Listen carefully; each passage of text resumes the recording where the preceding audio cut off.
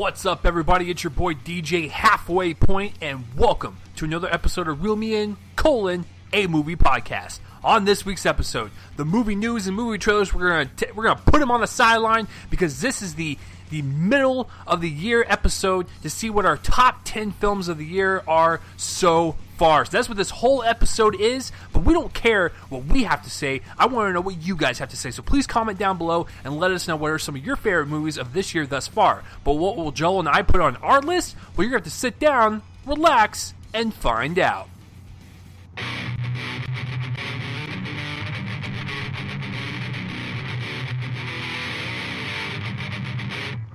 What is going on, everyone? How's it going? And welcome to another episode of Reel Me In, a movie podcast, where you didn't really ask for it, but hey, we're going to give it to you anyways. This is a podcast where my co-host and I will talk anything, everything, and, well, anything about movies. I'm one of your co-hosts, Chase Lee, and hey, guys, listen, if you were searching on the internet for another top 10, list of the year thus far episode, well, screw all the other people because we're the best. No, everyone works their asses off, but I'm glad that you came to ours.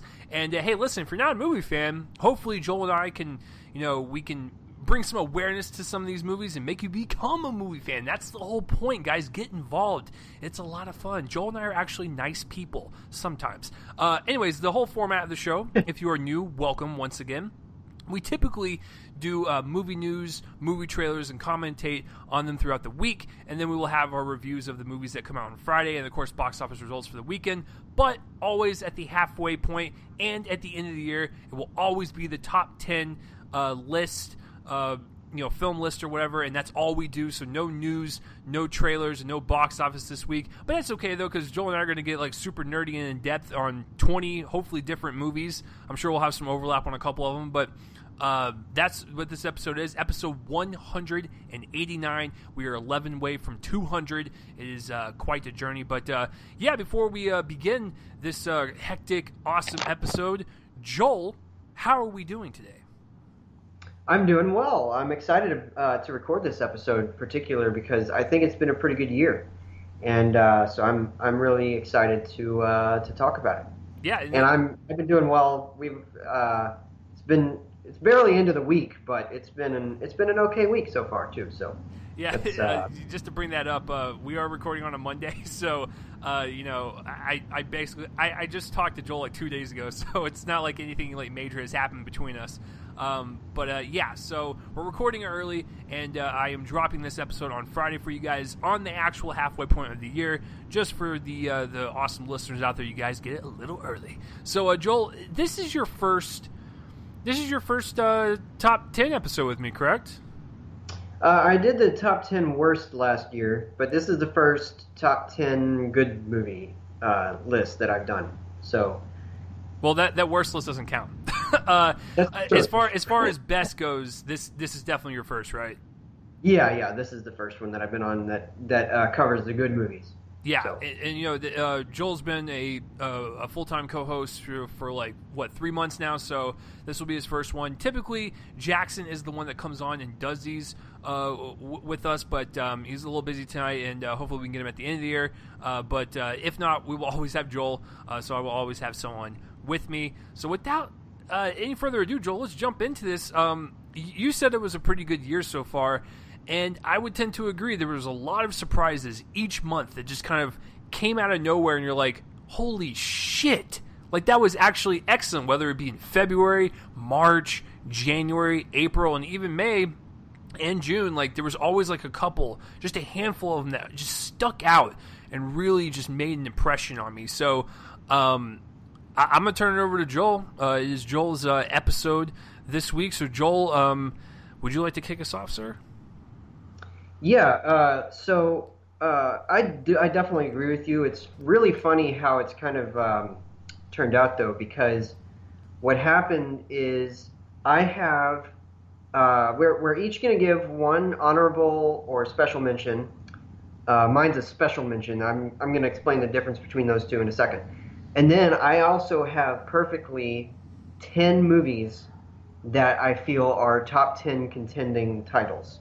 Of course, that 11th is too, but I'm going to explain why it's sort of separate in a bit. But yeah, so I'm going to go ahead and start with my special mention.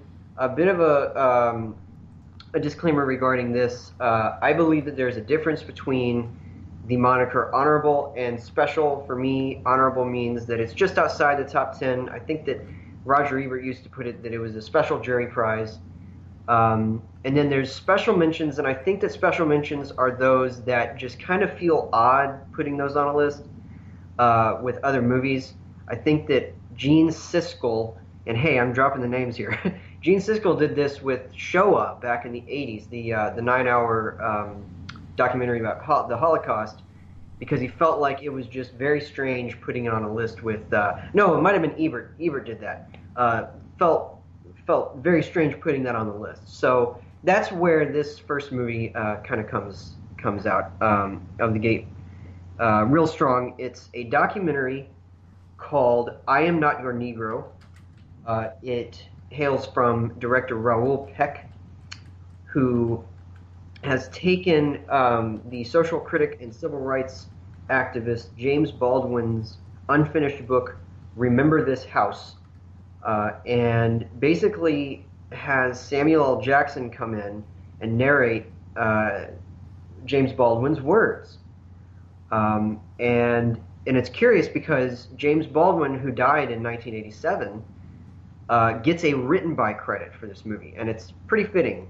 But I thought that was telling because these are quite literally his words that are being read.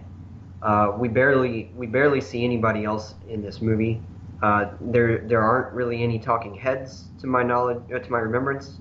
There might have been one, but for the most part, it is James Baldwin's words, and it's very clear that two things are clear here. I think that James Baldwin was one of the great orators, great knowledge of language, how to parse it out, how to tell the truth to people. Speak truth to stupid, I think, is the term. And this movie knows how to capture that. It doesn't have much of a structure, and in that way, I think maybe it could have used a little bit more focus as a piece of filmmaking. But as an essay, it's really striking.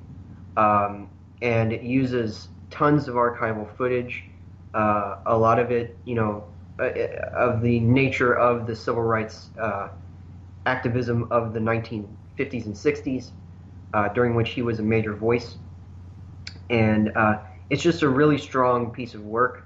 Again, it just feels kind of odd. It always does with these kinds of movies, putting them on a list. Anything that kind of touches a nerve or is kind of engages the zeitgeist is always kind of one of those. It just feels odd putting it on a list. So that's why I put it outside. It definitely would be on a list if I felt more comfortable doing that. I've done that several times. United 93 back in 2006 was one of those. 13th last year was one. And these movies just kind of seem a little more important than a list, which, a list is ultimately arbitrary. They're fun to make, but that's why it feels a bit weird to put these on a list. So everybody go seek it out. It just recently came out on DVD. I don't think there's a Blu-ray release for this, but it's on DVD, and that's how I caught it. It's also kind of a cheat because it was nominated for Best Documentary at this most recent Academy Awards for last year. It came out in December, I think. But because it opened after January 31st in the Dallas-Fort Worth area, I decided to carry it over to this year, consider it a 2017 movie. It's not, something everybody does, but nevertheless, whatever year you consider it, please seek it out because it's a great piece of work. Yeah, it was one of those, like, I remember talking to Joel specifically about this when we did, kind of our Oscar coverage from this year, is that I made it like my point to like watch all the documentaries nominated, and I believe I watched like 3 out of the 5, and like I Am Not Your Negro was one of the ones that I just didn't be able to catch, but I've been hearing nothing but great things, and it's going to be one of those ones I'm going to rent occasionally, but it's also, like Joel said, it's more of like it's like an essay. It's one of those movies that you have to be in the mood to watch. It's not something you just want to pop in like, I'm gonna watch I'm Not Your Negro on a Friday night. It's like you got to be like in the right moment for it. Like, case in point, when I started that 9-hour journey in the OJ documentary that was nominated, I had to be in the right mindset for that, and I really, I was like, all right, this is the right time. Let's get invested into it, and then I plowed through it. So, it'll be one of those things to where I will watch it in the future. But yeah, no, that's a great pick for sure. So prior to recording for my honorable, special mention or whatever, I asked Joel what were the specific rules. Now, I have actually seen a handful of movies already that haven't even come out yet. I saw, a movie that, I think I saw 2 months ago, and it doesn't even come out until next month, and I saw a bunch at the Dallas International Film Festival that don't come out until later, so I couldn't put a lot of these on here, so I had to pick one of them out of the ones that we have seen. And it was a little tough because I'd rather put the ones I have seen, but those are not the rules. I wanted to be honest with you, if we did streaming movies, I would totally put Batman and Bill. That Batman documentary that I watched on Hulu a couple days ago, it was absolutely wonderful. But I think the one I'm going to go with is my one that's kind of like outside the top 10. It was really tough. And I know it's going to seem really odd that it was between John Wick 2, Alien Covenant, Chuck, and Their Finest, because 2 of them are indie films and 2 of them are big blockbusters. But I think the one I'm going to boil down to is the one that Joel and I saw together, Their Finest. I just thought it was a nice little surprise. I think Joel can kind of agree, because we didn't know what we were really in for. We knew kind of like the basic premise and whatnot. Basically, this film crew sets out to film, World War II propaganda. Yes. Yeah, so I don't know. It was just very delightful. It was very sweet. It was very funny. It was very charming. It was very heartbreaking. It was very unexpected. There was a lot of twists and turns that I didn't even see coming. I even told Joel after the movie, I was like, dude, that twist towards the middle of the movie, I was like, I didn't fucking see that coming. I can't believe they had the balls to do that. So I really enjoyed it. It was a nice little film for sure. Just edging out the top 10. But yeah, I do have a lot of ones I've seen so far that I wish I could, but that would be my default pick. Joel, we've never talked about this on the podcast together, but you and I were pretty much on the same page with Their Finest, right? Yeah, it's quite good. It's not quite top 10 contending level for me, but it's quite a surprise. It's very smart, very funny, as you said. It considers the propaganda angle with the seriousness that I admired. There's a lot of comedic elements, of course, especially. And he might still be my best supporting actor winner, but Bill Nighy. Oh yes, is a total hoot in that movie. He's great. It's a great performance, and it's really it's a solid period piece. You're right. I mean, it kind of came out of left field. I wasn't really expecting anything. I didn't know much about it. I just knew that we had that invite, and I went with you. But yeah, I mean, it's one of those that certainly kind of sticks with you without you realizing it. Because think of my 3-star movies, it's one of the higher ones, like that was inching toward 3.5. And I just like disclaimer, what does this mean? Whatever. 3.5 and 4 are really my top 10 contenders. I consider there's a lot of 3 stars that I like as well, but that was certainly one of my favorites of that sort of selection. It's quite good. Quite good. It's just a nice little solid movie that, like Joel and I said, we weren't expecting much. We knew the talent involved. We knew kind of the story, but it was just a nice little surprise. So that would be my honorable mention. Excellent. All right, so let's get into the lists, and I'll start us off at number 10. And my number 10 is A Quiet Passion from director Terrence Davies. This one is about the last few years of the poet Emily Dickinson's life. It kind of starts off rejecting the usual biopic tropes. Here was one point in her life, here was another point in her life. It ultimately kind of embraces that at the end, and I think it's flawed. That the reason that it might not be a little bit higher on my list, but nevertheless, I felt like it kind of stumbled into really understanding the character. It's subject really, but of course we gotta say character. But the person of Emily Dickinson really comes across here, and she was a feminist, both specifically in her age, which was the middle of the 1800s, and also generally she was very much against the patriarchy, a patriarchal society that she felt was sort of interfering with her ideas of agency and independence. And we get this performance from Cynthia Nixon as Emily Dickinson. That's probably, I'm going to have to think about it a bit, but maybe the best performance so far this year. It is one that considers the language of Emily Dickinson much as Davies' script does. And it just is such a rich experience. We get the sense of an entire person here, and that's very hard to do. I think that the great directors tend to do that, and Terence Davies has been a voice in independent cinema for about 3 decades now. And I've got to see more of his stuff. The only other film I've seen from him is Sunset Song from last year, and that is a great film as well. I own one called A Long Day Closes that I still need to watch, but nevertheless, this is a really observant character study. It's got a great cast, not only Cynthia Nixon, but Keith Carradine plays her father, and it kind of follows her career from writing for the Springfield Republican to being a poet, and then entering sort of a reclusion from life, and then ultimately she passes away from I forgot what it's called. It's goodness, I don't remember what the illness was called, but it was something fairly rare. But nevertheless, she died in seclusion.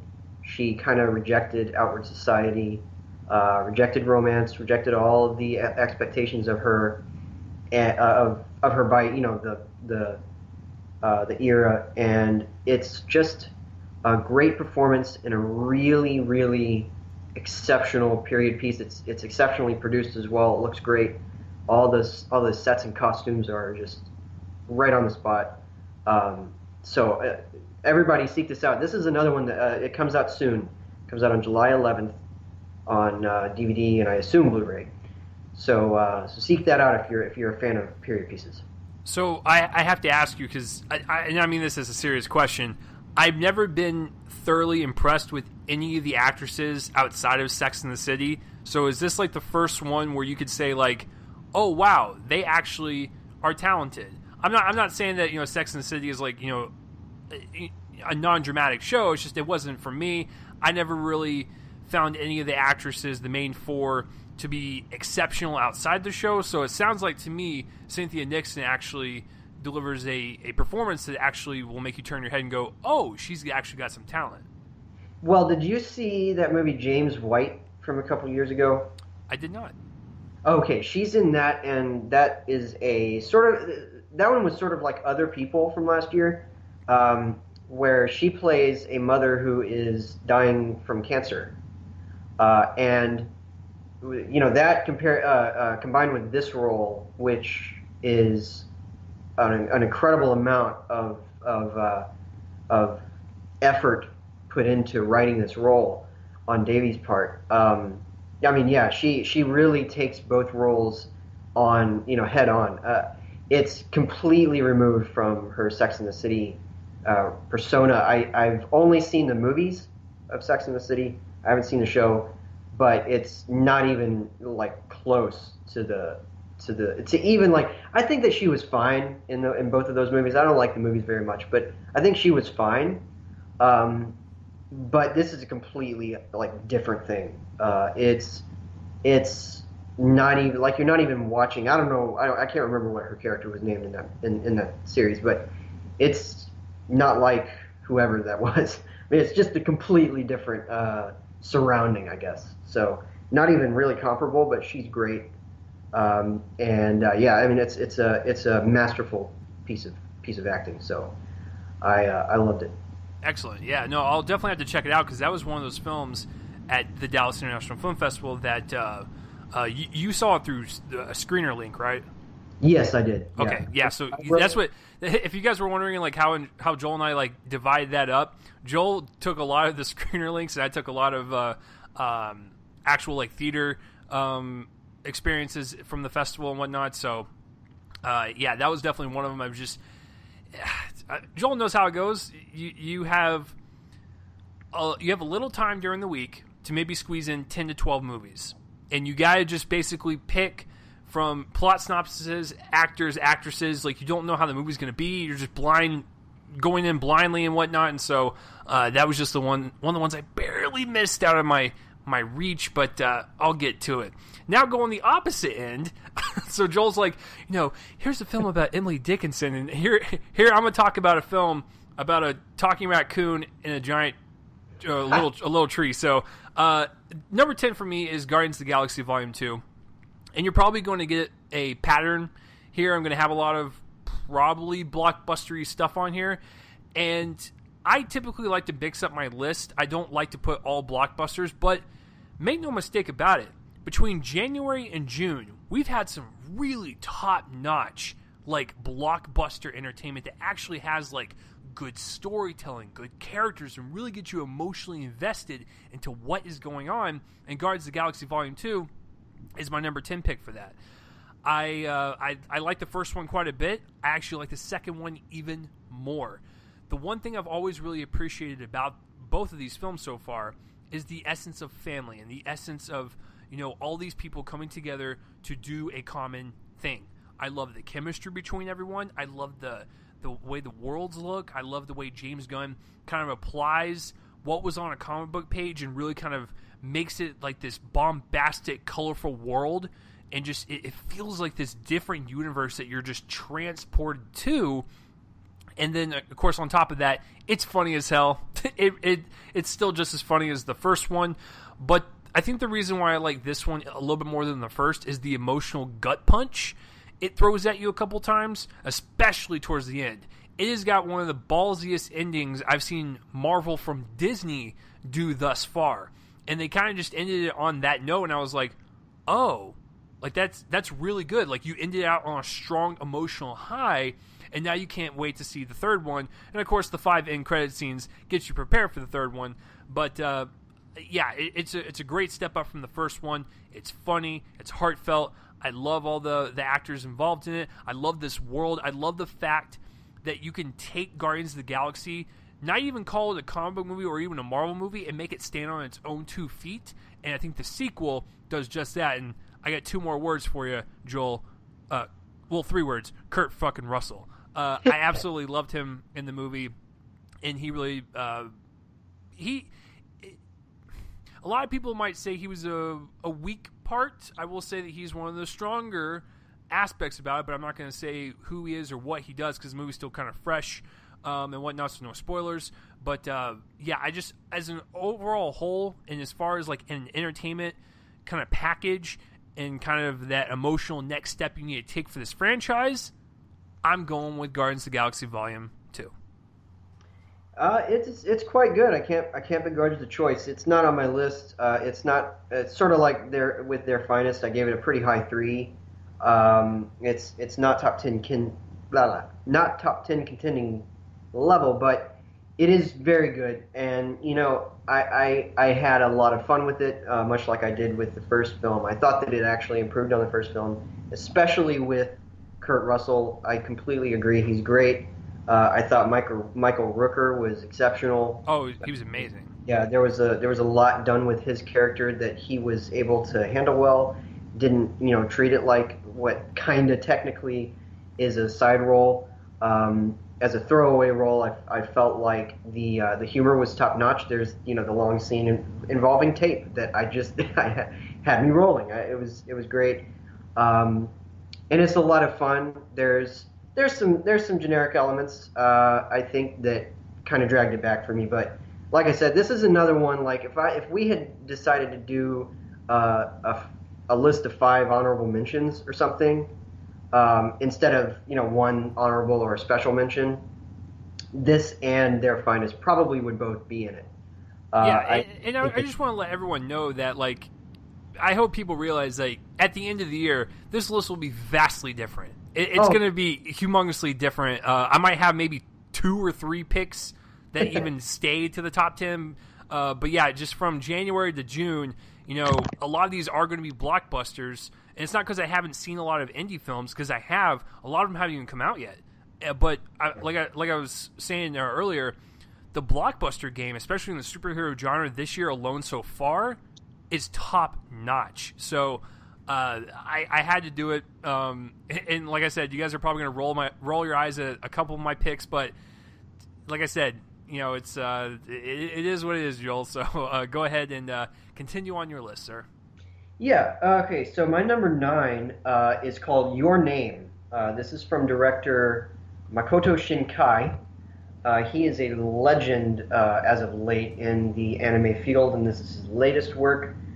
It's sort of hard to know what to reveal about this movie, just simply because there's a lot of it that relies on surprise. But kind of the general premise is there has been some sort of, I think it's like some sort of like natural event, like an earthquake or a tsunami has happened, and these two kids kind of talk back and forth through means that are very hard to reveal to the viewer, because it gives you a bit of a gut punch when you realize, some stuff involving the timeline might not be exactly linear. But I'm kind of ducking around a lot here, but it's a really special piece of work. The animation is beautiful to behold. Oh my gosh. Some of this, it's almost entirely hand-drawn. There's some CG, but it's almost entirely hand-drawn, and it's some of the best work I've seen in the hand-drawn format. And it's, got terrific performances. I was lucky to see the original, not the dub, but the original Japanese track, I guess you could say, rather than the English dub. That's always what I prefer. That's also how I saw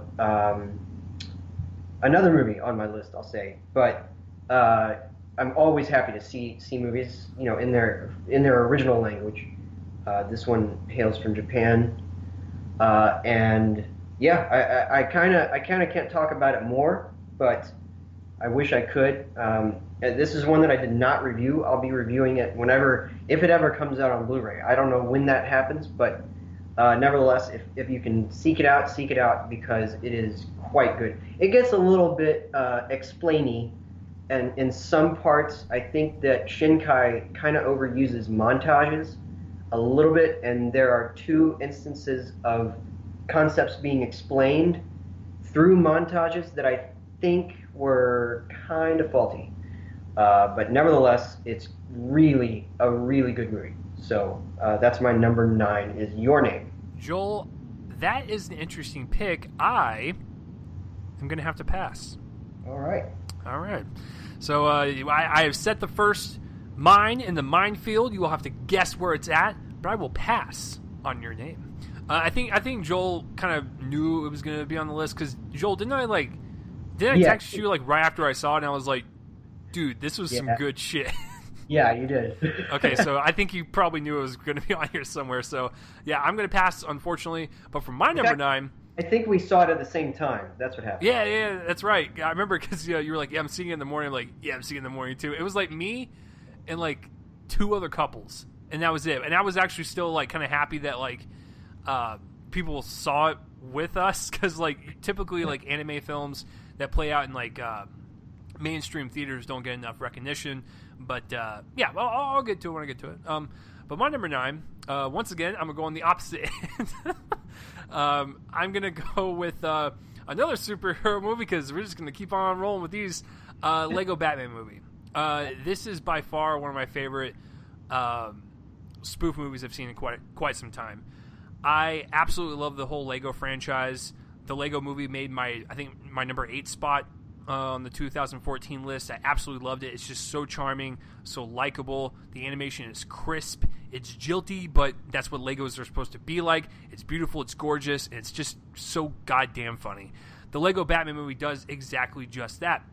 When you take a ancillary character like Batman from the original Lego movie, you're like, oh no, is Will Arnett going to be able to carry this movie? With his, almost kind of sarcastic, spoofy, growly voice of Batman, but it works. Like, they actually found the right balance of humor and heart. Like, you want to have this movie be a spoof movie of the superhero genre, made with Legos, and a spoof of Batman, but you also want us to care for Bruce Wayne and why, we're caring about this adventure that he's going on.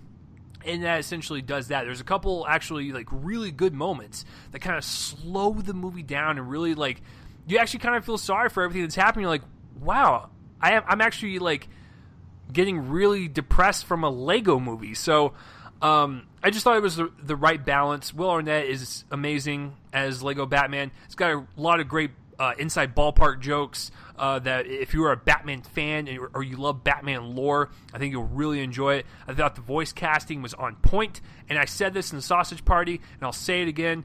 Listen, buddy, Michael Cera, I love you in Superbad. I love you in Scott Pilgrim vs. the World. And I even like that little film you did, Youth in Revolt, but I think you've really found your footing in voice animation.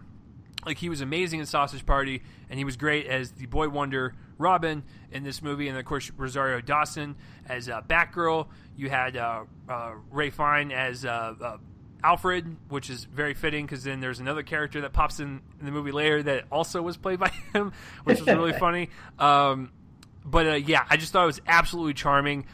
Every time when, like, a new Lego movie premise comes out, I am all over it now. Because, like, the Lego movie, like, yeah, that was really great, but you kind of want to see the follow-up to see where, like, this type of universe is going to go, and they found their footing. It's just a great spoof genre universe, and I actually am looking forward to the Ninjago movie, which I never thought I would be, but just the more I think about it, the more I'm just like, if it's the same creative team behind it, I'm looking forward to it. Comes out later this year, but the Lego Batman movie was definitely a really good Batman addition to this type of lore, whether you like the Adam West kind of campiness of Batman or you like the dark and serious stuff and the more modern, or a kid's version. Like there's just a different version for everyone, and I think this is one that will appeal to everyone and families and whatnot. And I absolutely had a ball while watching it. I was laughing my ass off. I saw it with my roommate, and of course we went to a early screening, so there was a bunch of kids there. I didn't give a shit. I was laughing my fucking ass off every single time when like Zach Galifianakis would say something as the Joker or Will Arnett. It's just so expertly crafted in terms of how the comedy is edited and put together. It's just so swift and it's in your face. Absolutely loved it. So that is my number 9. It's a lot of fun. It's not on my top 10 of the year so far. So far we are 2 for 2, and Joel's just like, God damn it, what were you thinking? Like, why do you have all these movies on here?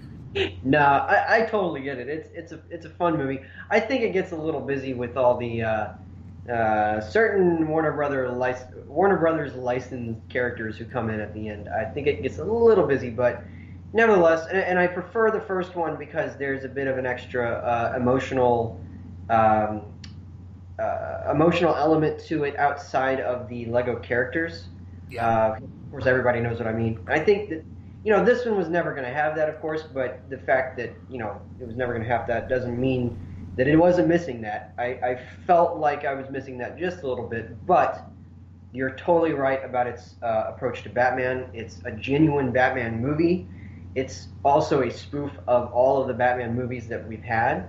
It really pokes them all in the ribs, and it's a lot of fun. The jokes come like 70 a minute. It's great. I totally back your praise of Michael Cera. That was such fun voice casting, and it's just so great because he's kind of this nebbish, kind of goofy kid actor kind of person, and he's playing a nebbish, goofy kid. Exactly. And it's great. But they also consider him to be a genuine character too, which I was surprised by. I thought Ray Fiennes was really fun. But yeah, I mean, it's a fun movie. It's like I said, it's like your 3 picks. It's not quite top 10 contending level, but I do like it quite a bit. So yeah, that was actually a great double feature, by the way. I did that one and John Wick 2 in the same day. It was like such a blast.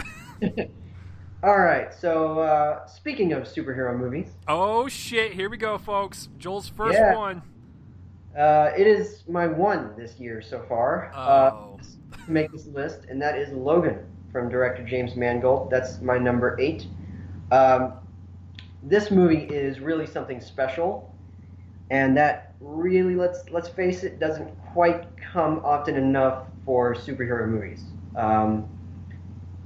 The reason, though, is that this one sort of rejects pretty much almost all of the tropes that you usually, um, consider a superhero movie to have.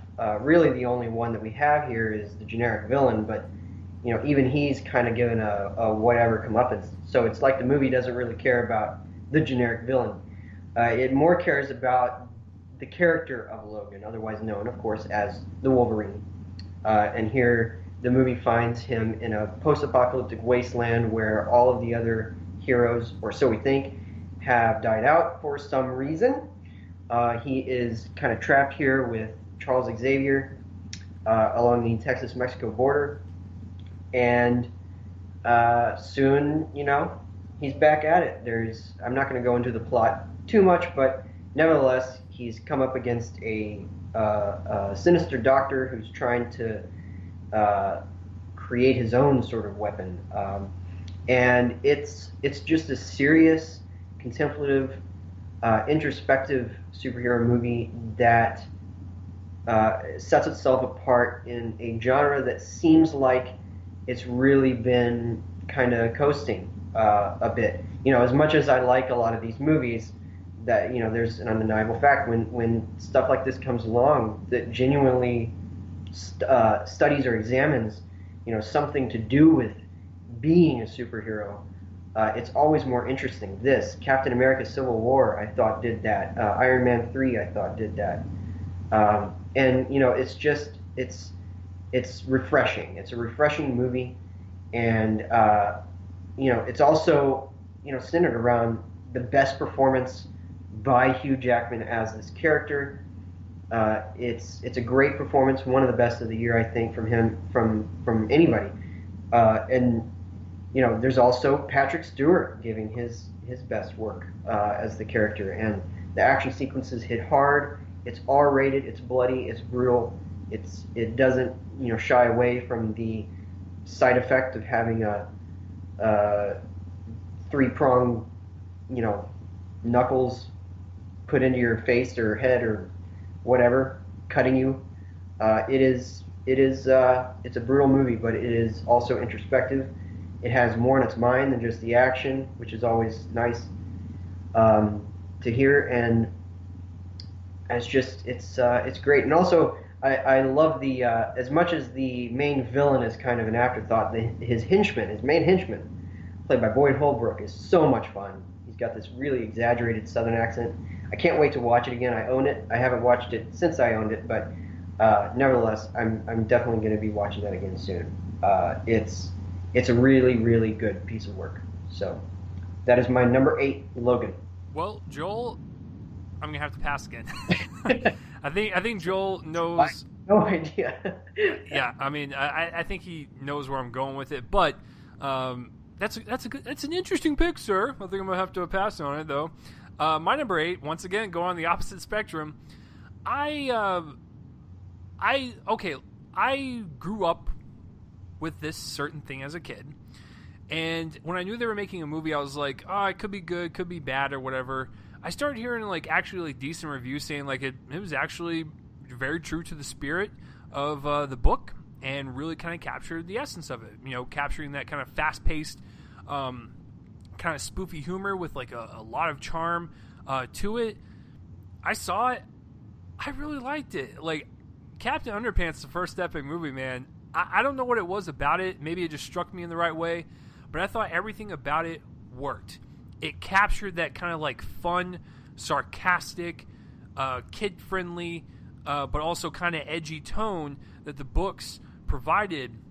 I remember as a kid getting these books at the book fair, reading through it, and I was like, "This is it's stupid. It's a fat bald dude in some underpants, right?" And so he's just kind of running around doing his thing, but it was it was unique. It was something, creative, and it was something kind of different and fresh in that superhero genre, while it was, kind of homaging that genre. So I thought it was just absolutely just wonderful. It was such a great time from start to finish. I thought the humor was spot on. There was a lot of like subtlety in the jokes. There was a lot of hidden jokes in the background that I laughed my ass off at. And that was, it was really creepy in my screening because there was a family of 5 behind me, a family of 5 next to me, and a family of 4 in front of me. So I was by myself, and I'm laughing at like for instance, this is not, you don't know the context or anything, but like when the 2 kids go into the principal's office or whatever, at the front of the desk it says where dreams die or whatever. Like it's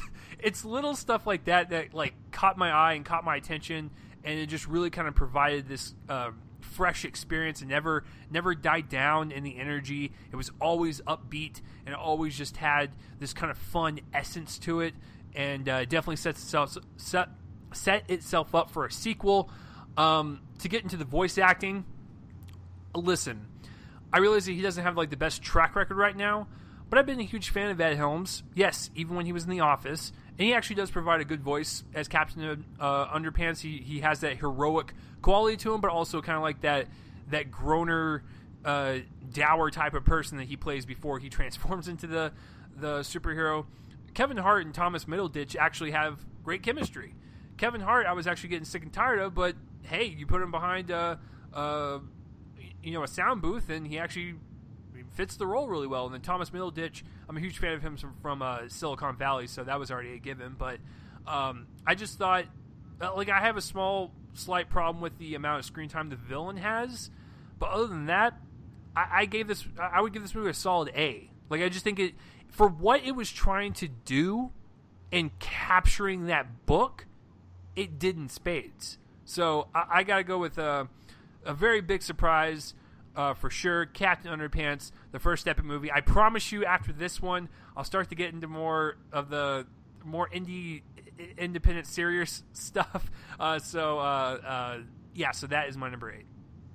This is the first one we disagree on. I was not real pleased. I certainly read a few of the books growing up. I wasn't as obsessed about them. There were a lot of little Easter eggs in the background that made me chuckle, but it wasn't enough to coast this movie through. I actually thought the villain was the best part until they made him a generic villain. His name made me cackle with laughter beyond anything I'd ever expected, but his full name, I should say. And that's the whole thing with the villain, is that he's supposed to be generic because of what this movie is kind of paying homage to / making fun of. Yeah, but then they give him a certain kind of gigantic tool to use, and I felt like that was generic in another way. It wasn't really appealing. It had a strong start, but it really didn't make me laugh at all in the second half. I just felt like I was a bit tired after a while, but nevertheless, I know that I'm in the minority on that. It's fairly well reviewed. And so I'm just I'm fine with that, I guess. Maybe Joel, you don't like to have fun. Maybe Joel is just a curmudgeon. He's just fucking Mr. Scrooge, fucking Ebenezer Scrooge over there, just around a fire or something, like just hating life. I do hate happiness. It's true. This is very true. That's why you put Logan on here. That's true. Well, speaking of which, shifting gears entirely from Captain Underpants. My number 7 is a very, very small film called Graduation. This one is from director Cristi Puiu, who is a Romanian director. He won, I think, or was nominated alongside his film for Best Foreign Language Film back in 2008 for 4 months, 3 weeks, and 2 days. I haven't seen that. I gotta seek it out. But he's usually fairly low-key in his storytelling, although he does make fairly long movies. This one is over 2 hours. And what it is about is a young woman who is about to enter a prestigious university is attacked on the eve of a test that will gain her entry into that university. And because she is in a small town run by officials who are essentially corrupt and proud of it, or open about it, I should say, her father decides to try to go through a lot of means that are, kind of towing that ethical line just because of the people that he asks. It is a really powerful character study. It's a cautionary tale to some degree, but not as simple as that might make it sound. It's not one, for instance, that just casually uses an attack on a young woman as drama. It allows her a full and equal voice. It doesn't use her as a plot device, which is a good breath of fresh air. There's a lot of problems with her family that's on top of this. Of course, this very physical attack. She's got a lot of generational stuff going on that her father doesn't seem to understand. Her mother seems to be just completely removed from the situation until we learn that she really isn't. It's very much based in great performances, a very low-key but keen visual style. This movie is very well directed, but it's not like directed with a capital D kind of that a lot of movies are right now. It's a very small film. Unfortunately, I'm not sure of the DVD release kind of structure because I think it's IFC and they're very stingy with that. There's a lot of theirs this year that don't seem to be getting any at all. But if you can find it, if it's on iTunes at some point, seek it out. The main actor in the film, his name is Adrian Titiani, is great as Romeo, who is the father of the young woman. He's sort of the entryway for the audience into the story, and it's just about kind of searching for what's right while being very keen to what's wrong. And this is a man who may not do that, unfortunately.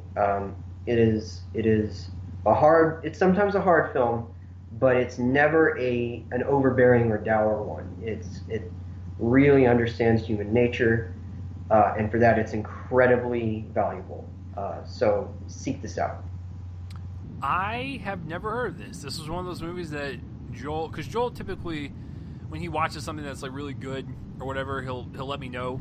And when he let me know about this one, I had no clue what it was. But hey, listen, if there's few people I trust in this world to give me, the correct evaluation of a movie, like 99% of the time. Now, if Joel tells me that he doesn't want to see Saw, then I'm going to have to kick him to the curb because Saw is amazing. But if Joel tells me something's good, I will definitely check it out. It's just going to be one of those ones that you're going to have to take his word on for it.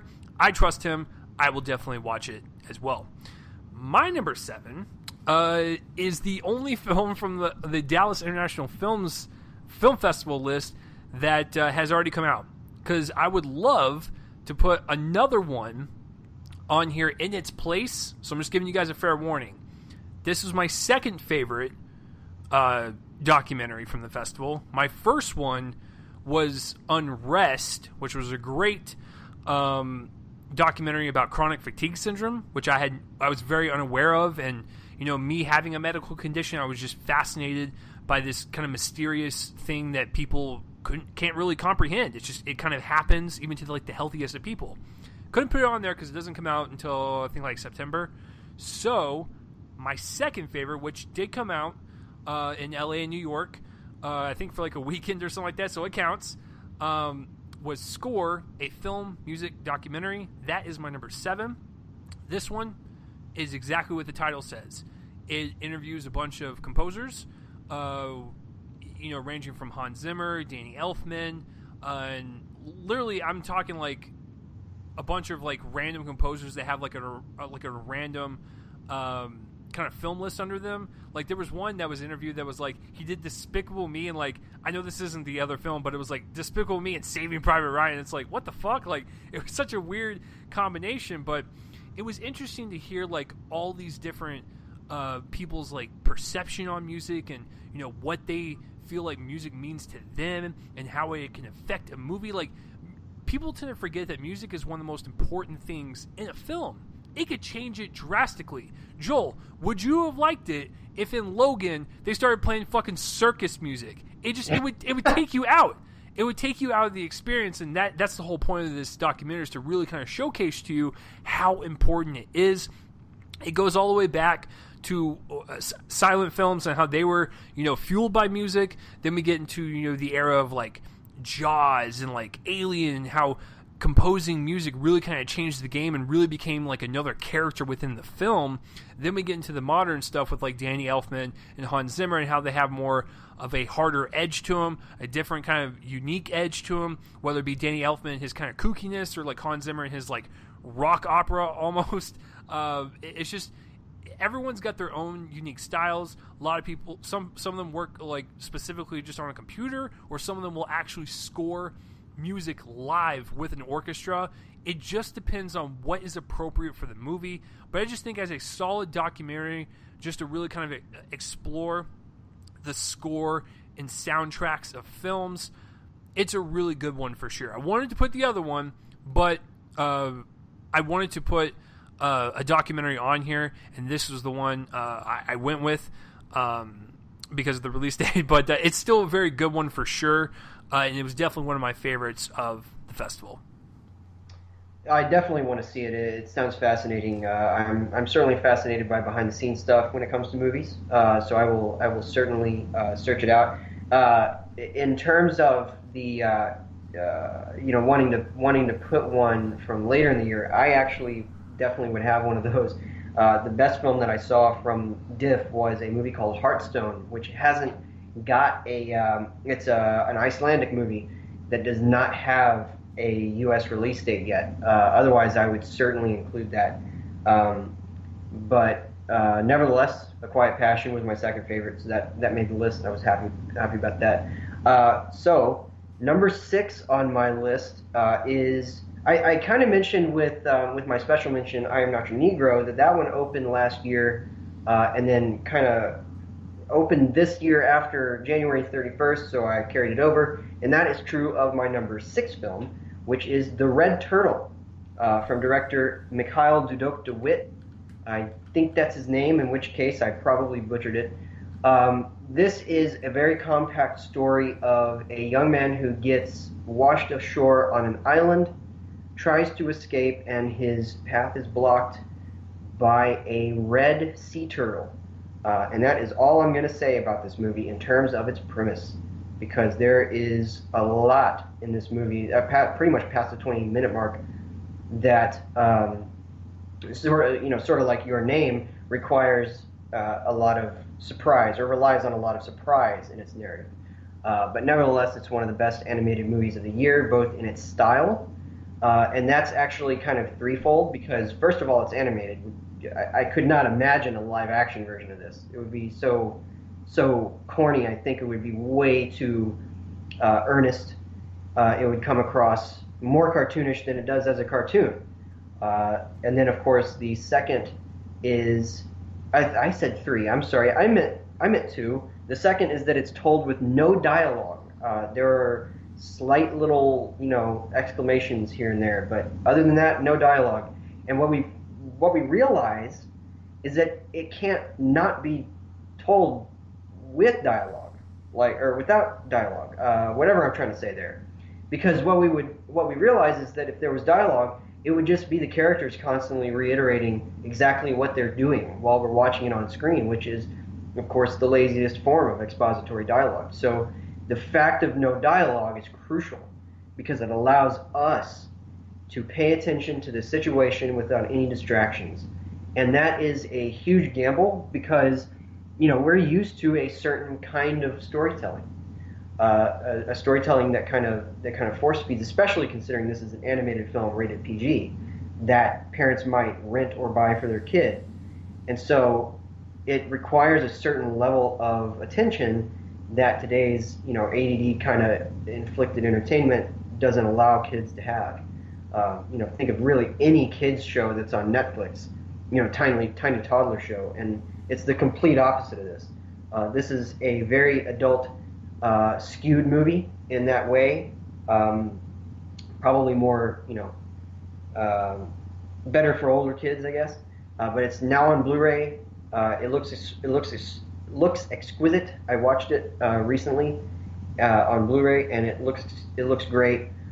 Please seek this out because it doesn't seem like enough people have seen it. It was nominated last year, as was actually another movie a bit higher on my list for Best Animated Feature last year, and it's just kind of coming around to make the rounds, and it's a really special piece of work. So that's my number 6, The Red Turtle.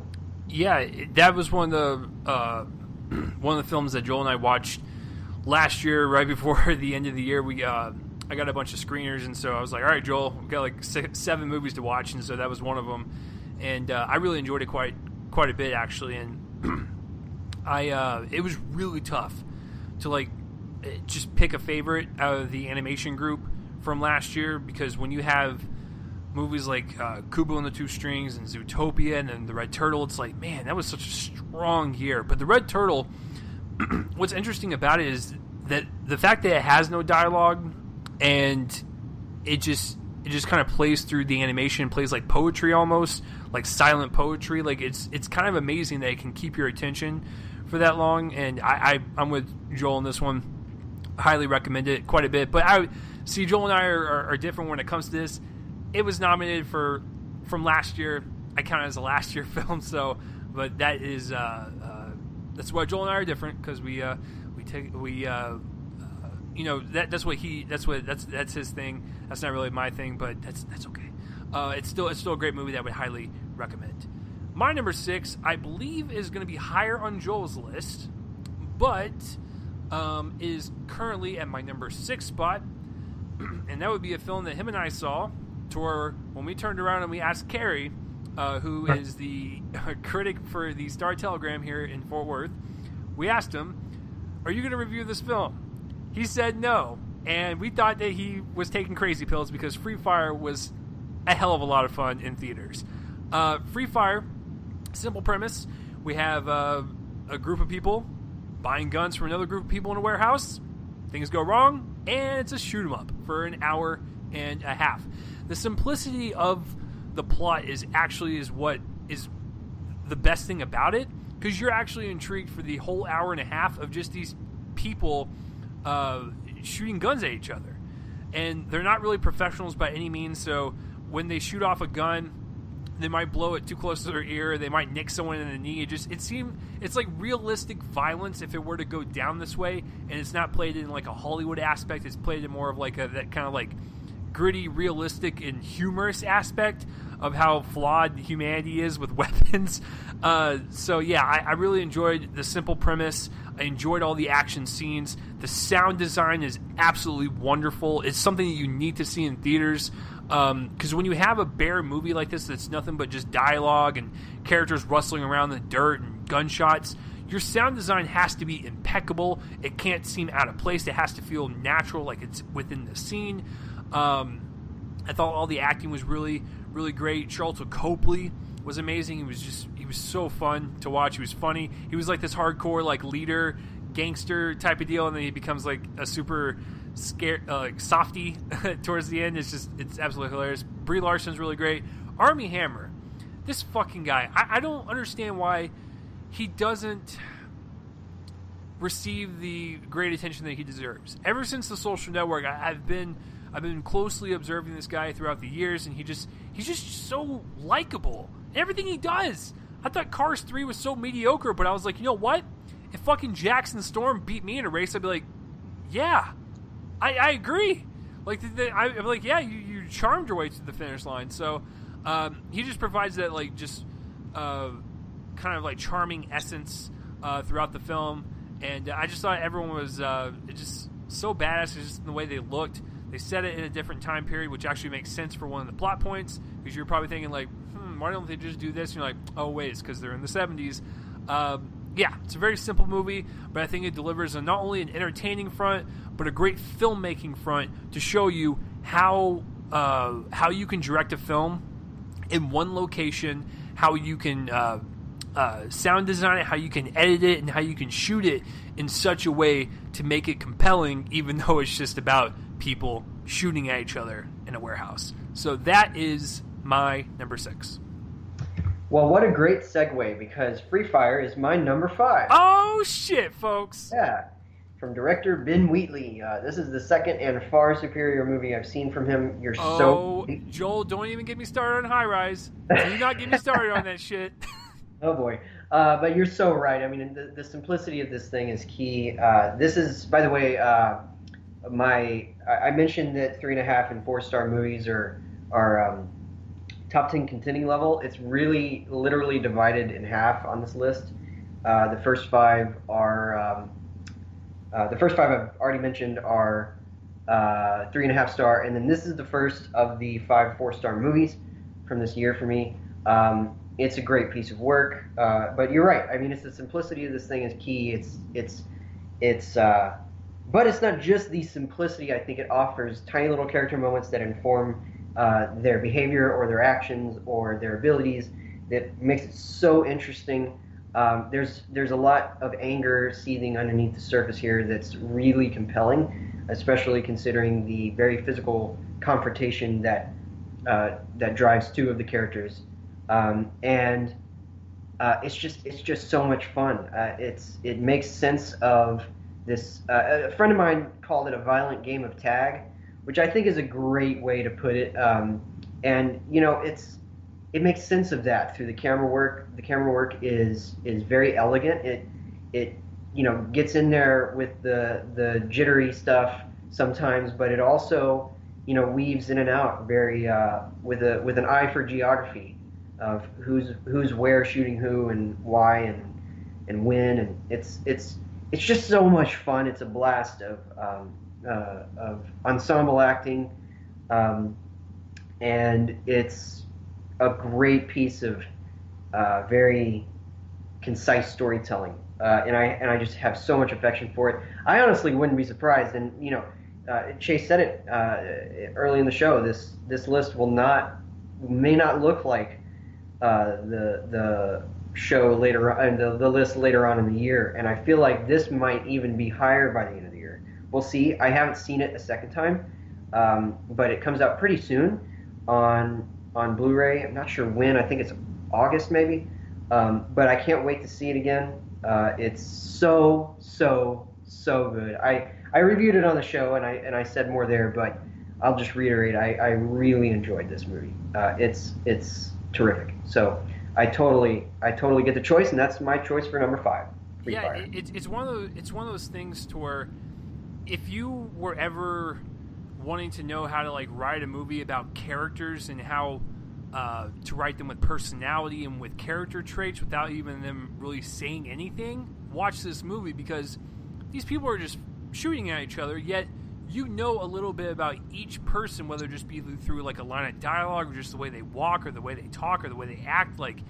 It's a very subtle character movie, but you feel like you I think Joel and I discussed this that night when we got done watching it.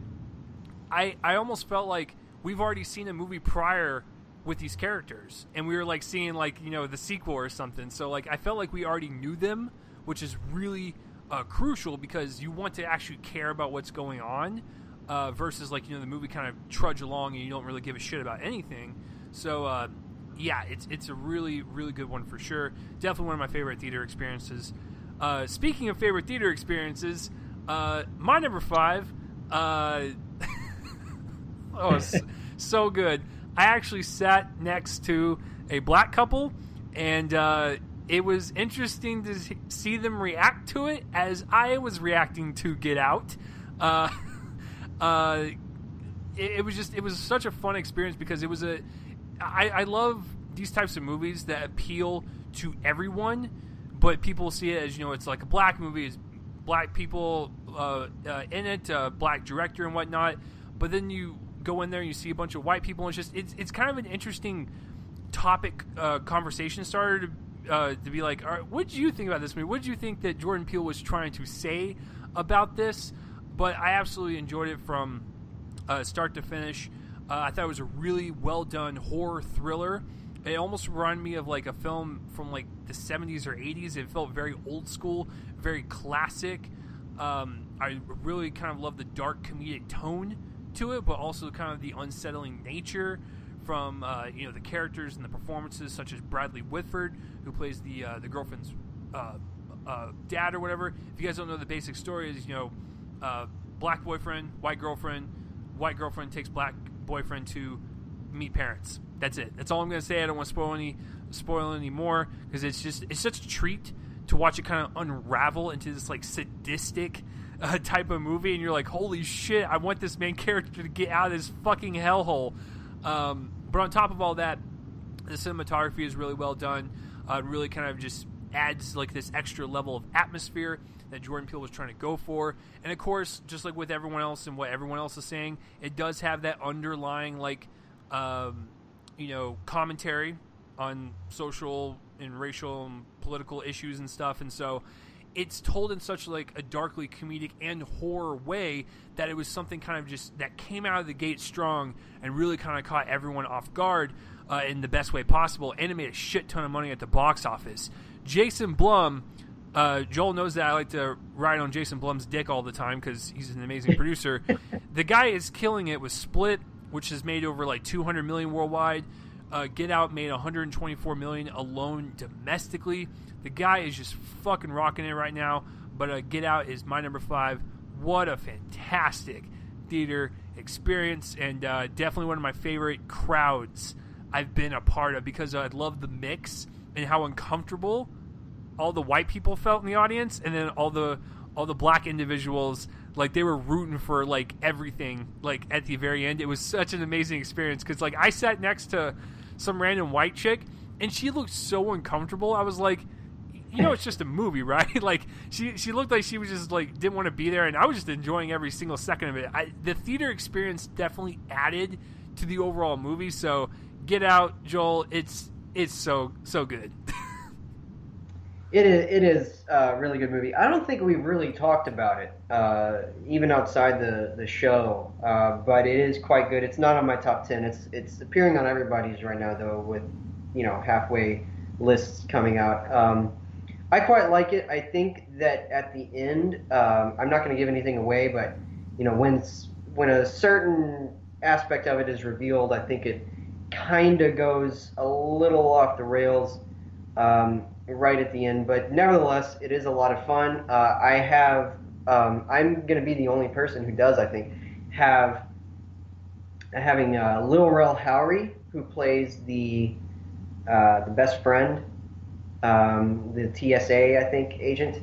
I have him on my supporting actor list because I think that is sort of like Bill Nighy. It's just a really, really funny performance. And Daniel Kaluuya is still in my best actor slate. It's a great performance as well. It's a really good ensemble. It's a really nifty idea. It's a really auspicious debut from Jordan Peele, who you just don't expect this from, considering his previous what we previously know him as. I should say. I'm excited to see where he goes from here as a director. And yeah, I mean, I certainly liked it. This is another one that would probably be in that 5 thing that I was talking about with Guardians and Their Finest.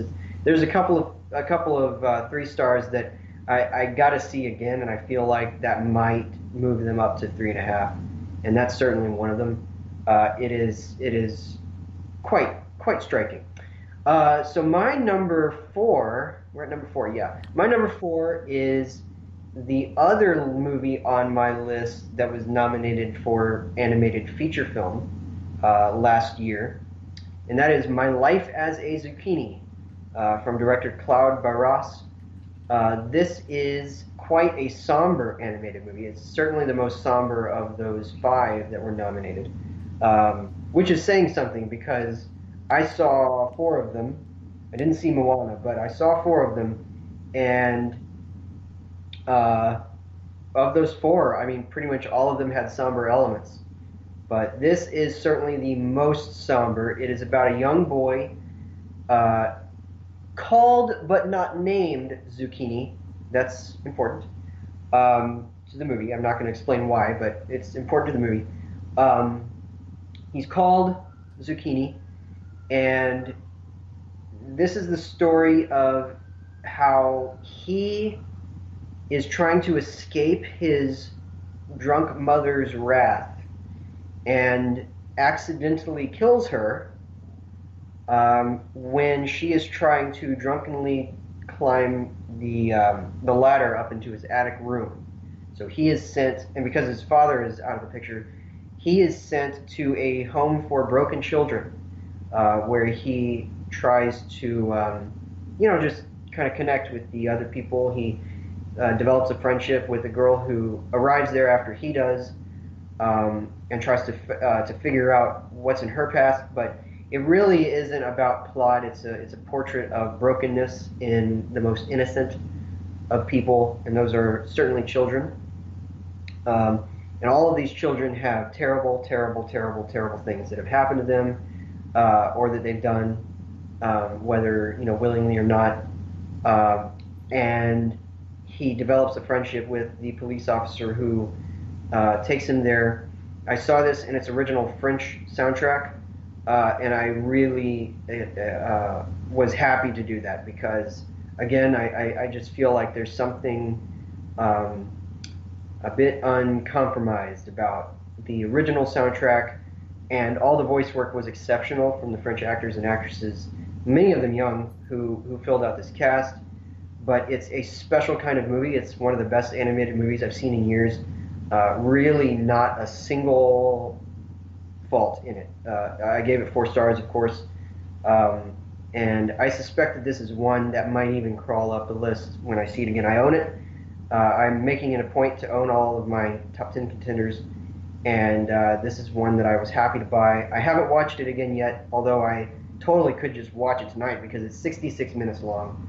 It's not very long. It's like The Red Turtle, very compact, but it is a comprehensive examination of broken children, and for that, it's just incredibly valuable. It's a great, great movie. So, yeah, I remember when we saw The Red Turtle, and Joel was like, "Man, like that's probably got to be the best one out of the ones nominated," and then he watches My Life as a Zucchini, and I get the text immediately going, "Nah, fam, this is the best one." And I was just like, "Oh, damn, okay." I've been wanting to check it out because I'm a huge animation fan. I like I said, last year I tried to make it my point to see all the animated ones, documentary, and Best Picture. I fell behind on a few, obviously, and like My Life as a Zucchini was one of them. And I want to see it for sure. I'll probably just bug Joel and he can let me borrow it. But I will definitely check it out. I love animation. I love stop motion. It's probably one of my favorite types of art forms in that genre. So, that's a great pick. My number 4, to go on the opposite end once again, is good old Wonder Woman. I absolutely love it. I have a few issues with the villain, per se, but I think overall it's a very strong kind of debut for this character. It's definitely on the right course for DC, and I think overall it's just a really well-done film. It reminds me a lot of Captain America: The First Avenger, which is never a bad thing, and I actually think this is the better version of that type of story. So there is that. See, I'm not just a Marvel fanboy, folks. I will play for the other ball team when they're good. And I actually like BVS and Man of Steel, by the way. So there you go. I actually think that they're 3 for 4 now. But Wonder Woman is definitely, I would say, the better film out of all 4 of them for sure. But I still like 3 out of the 4. But with Wonder Woman, the one thing I was really concerned about was Gal Gadot. And, the only thing I saw her prior in was BVS, which was, I don't know, maybe 10 minutes of screen time, the Fast and Furious movies, and that was it. And I was like, is this really the type of person to lead this franchise? This iconic character that's been around for almost 100 years now, it seems, and it's something that you can't fuck up. So when the movie was starting and whatnot, of course, Gal Gadot's not like the best actress. She's still a little wooden. However, as the movie kind of progressed along, there's something about her aura, if you will, that is so attractive in the way her personality is, her beauty, just the way she carries herself. There's something about her that actually resembles Wonder Woman, which is heroic, fearless, sensual, kind, caring. Like, she has all those traits to her, and I think she really kind of portrays that well through her facial expressions and just her movements. Her line delivery is still, it's a work in progress. However, she does a lot of physical acting, and I think she completely embodies this character that's been dying for an on-screen debut on, like a theater screen. I thought the action was really well done. Patty Jenkins, once again, going back to what I was saying about James Gunn with Guardians of the Galaxy, like like sometimes when like these superhero movies come out, and the directors will be like, yeah, I read the comics as a kid and whatnot, yeah. They say that for, promotional sake. I get that. Patty Jenkins strikes me as a director that actually did read these comics, because the visual style and the kind of breathtaking creative choices that she made with the combat sequences, I was like, yeah, she's read some comics in her youth for sure. I thought those were really well done. They were exciting. They were exhilarating. I had my jaw drop to the floor just on how they moved the camera with some of the slow-mo shots, and I was like, dude, that's so fucking cool. Like, because as much as I like comic book movies, I do get a little tired of the same old type of fighting style, and so when you breathe some life into it a little bit and make it a little bit different, you're gonna cause me to notice. So I touched upon acting, combat, and all that stuff. I thought the story overall was really engrossing. I really liked her. I like the fish out of water scenario in general with any movie, but I really liked her chemistry between Chris Pine. Which Chris Pine, I mean, the guy is just killing it. I've always found him enjoyable in the Star Trek movies. He was wonderful in Hell or High Water, and now he's really great in this. Like, he's starting to really kind of turn himself around, which is really great. I didn't think their chemistry would work, but their chemistry, it felt very natural, very organic, and I really do appreciate that. Like I said, I have an issue with the villain and just, the kind of switch up that they did and some of the cheesy elements, but I think overall, as a fish out of water, Captain America First Avenger companion piece, this is definitely the better one. It's inspiring, and it's definitely a hero that will appeal to little girls, little boys, adults. It's just a very good character that you need. Like, it's like the essence of what a hero is, because she comes from this island of warriors, and her whole goal in life is just to help out people. So even when Chris Pine in the movie tells her, like, no, you can't do that, she's like, no, fuck this, I'm going to do what I think is right, I'm going to help out these people. And there's something really kind of, like I said, inspirational about that. Makes you want to stand up on your feet and fucking pump your fist in the goddamn air. So Wonder Woman is my number 4. Another one, it's quite good. It's not really top 10 contending for me, but it is good. I have some of the same issues as you with the villain. I think that it kind of goes into some generic directions, especially with generally the whole villain subplot, I thought. But nevertheless, you're totally right. I mean, the story of the movie is Gal Gadot, and she's great. And I just, I liked it quite a bit. So my number 3, switching gears a bit, is a little movie. It's called The Girl with All the Gifts. This one is from director Colm McCarthy, and I've kind of developed a line on the movie, and it's my favorite line to give about this movie, and that is that it's a zombie movie and a whole lot more than a zombie movie. This one takes place in a very, very, very post-apocalyptic landscape. There's a lot of mystery surrounding what the girl of the title, named Melanie, is, what her nature is, like the nature of this character. We know that there has been a zombie-like virus that has infected a lot of people. She is being held captive along with a bunch of other children who seem to have the virus in them, perhaps are carriers or some sort of mix between carriers and are actual zombies. But really the zombie angle is secondary to what the movie asks about humanity, about the nature of being human, about just a lot of things that you wouldn't expect a zombie movie to ask. This movie asks them. It's also really a worthy film for another reason that's kind of complicated to explain without giving a lot away, but nevertheless, just try to follow me here. So with a lot of these types of movies, it seems to me that the screenwriters will put in a lot of dialogue that builds the world from the ground up. And I feel like that's a massive hurdle to jump, because what you risk doing is you risk having a situation where you're explaining literally everything about the world in the dialogue, and you're not getting enough dialogue to the characters for it to just speak for itself, so that they can build a narrative out of an organic kind of character development and plot development. And this is a showcase of great plot structure, in that it throws us into the middle of the world. It doesn't waste its time trying to explain everything to us from the beginning. What it does is it throws us into the world.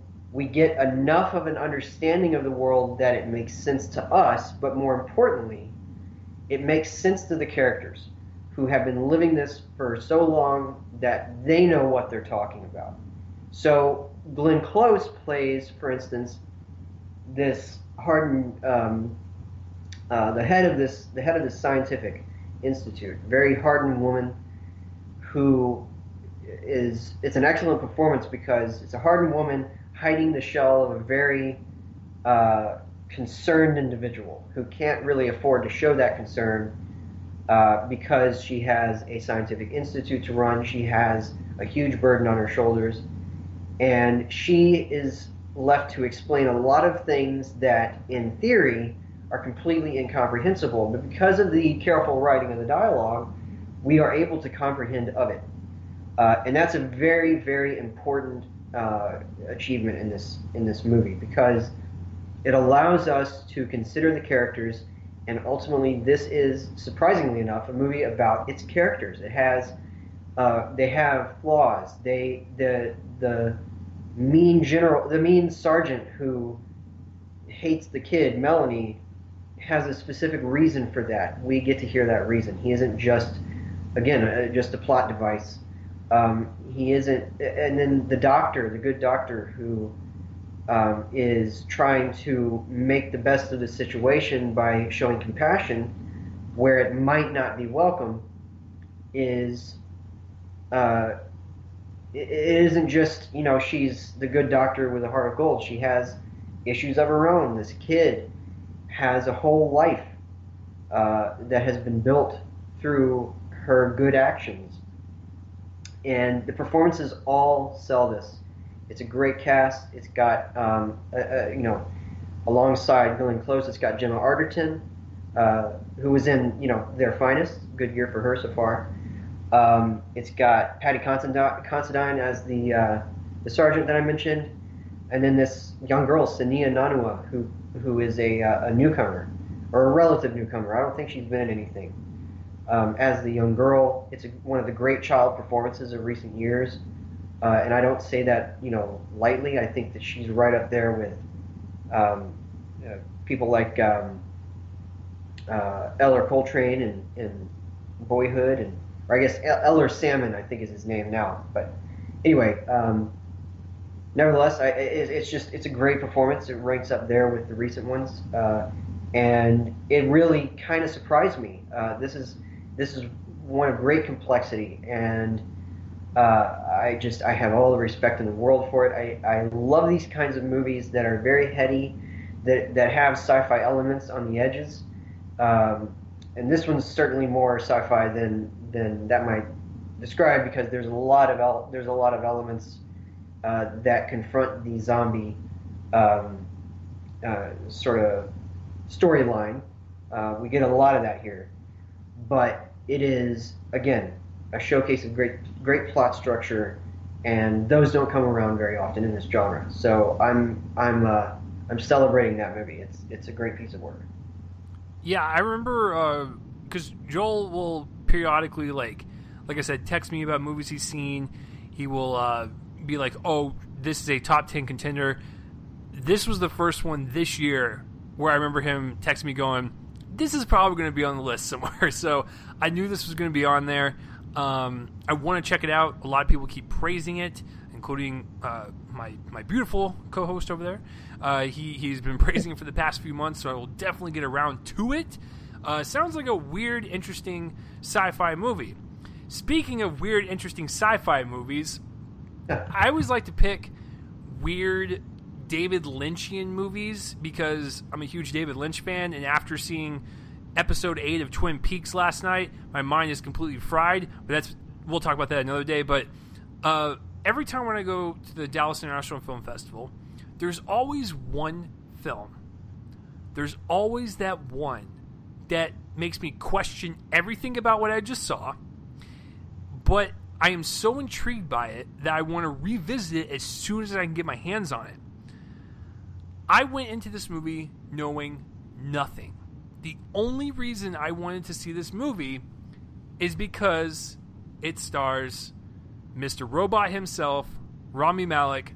I'm going with Buster's Malheart, and if you've never heard of it, congratulations. A lot of people haven't. So I pulled up the plot. I can't even describe it. Like, it's one of those ones I have to actually like read from someone else's like verbiage because it's just so bizarre. This is what it kind of sets up. A family man's chance encounter with a conspiracy-obsessed drifter leaves him on the run from the police in an impending event known as the inversion. Yeah, does that sound weird and fucked up? Sure it does.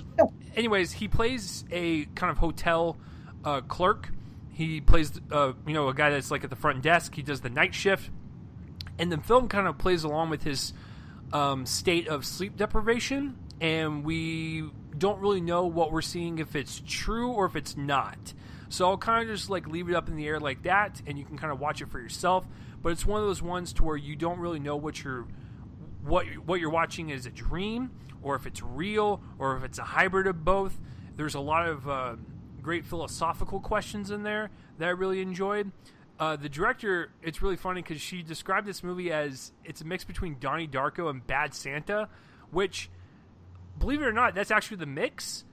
I actually didn't really even care for the humor that much. I actually liked it as a straight drama and like a straight like science fiction kind of mindfuck type of movie. Like I said, I don't want to say any more because first of all, I can't even describe it. But second of all, it's because it's such a treat to kind of just witness as it's unfolding, and you're like, I don't know what the fuck is going on, but I'm really enjoying this. And at the end of the film, when it kind of ends, you'll sit there for like 5-10 minutes going, okay, I have an inkling of what this director was up to, and I think I can kind of pick up on the hints. I'm still unsure about some of the major questions that were presented in the film because a lot of it is very ambiguous, and it's something you kind of just have to decide for yourself type of deal. It's like the end of Inception where it's like, only you can decide the ending, young lad. I really love the performance from Rami Malek. He plays a sleep depriving person once again, and Mr. Robot, he does it like this is his niche role. Like, this is what he'll always play for the rest of his life. If you put sleeping bags under Rami Malek's eyes, it works. He looks so creepy. He looks so skeletorial. It's amazing on how he can just transform just from bags under his eyes. But he delivers a really great performance. Like I said, I'm still like 20% unsure of what I saw, but I'm like 80% certain of what the director was trying to go for and what it was trying to kind of hint at. I believe it was a kind of a journey of a character through limbo. Let's just say that, where they were trying to pass on to one side or the other. And that's kind of how I interpret it. But it was such a bizarre approach to the story that it definitely stuck out. Definitely one of my favorites of the Dallas International Film Festival. I saw it in April, and I still think about it to this day. I cannot wait to watch it again. But it's definitely one of those movies you have to experience for yourself, because I, for the life of me, cannot fucking describe it to you. It is just that bizarre, but definitely memorable in the most appropriate of ways. So that is my number 3. I certainly can't wait to see it. It sounds like the experience that I initially had with Under the Skin, a couple years ago. Yeah, it's almost kind of like that, where like you know what you're watching is like it's like a flat out masterpiece, but you're still kind of like unsure of a few things, and you're like, that's kind of weird in how they did that, but it's also kind of smart. It's going to be interesting to hear Joel's take on it, because he might actually flat out hate it. I have no clue. I just know that because Joel knows that I really like abstract surrealism quite a bit. That's why David Lynch is one of my favorites, and this kind of tapped into that, and so I'm already a sucker for it right off the top. But I just think the way it was delivered and the way it ended, and after I thought about it, I was like, that was an interesting approach on that subject matter. I like it. So yeah, I'm really curious to see what you think about it. Yeah, I'm excited.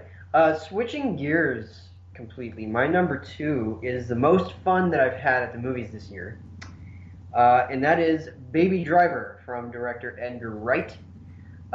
This is so much fun. I cannot believe it exists.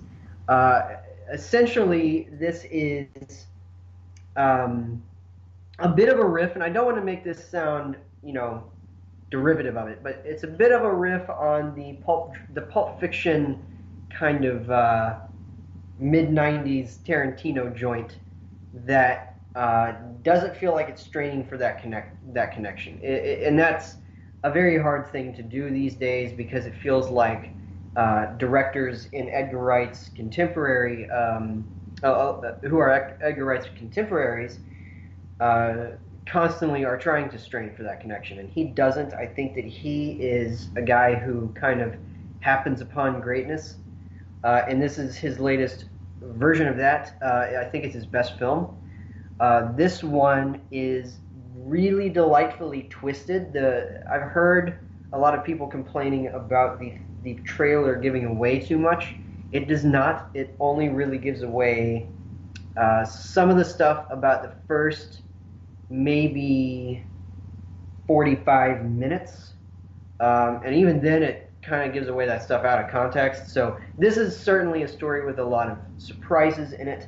And it's really cheerfully profane, much like a Tarantino movie, language all up in here. And what it's about is a getaway driver called Baby, played by Ansel Elgort, who is he basically had been in a crash when he was a kid, and it gave him a ringing in his ear canal, and he drowns that out by music. Thus, almost every bit of this movie is scored to some sort of classic rock tune, or at one point Latin reggae.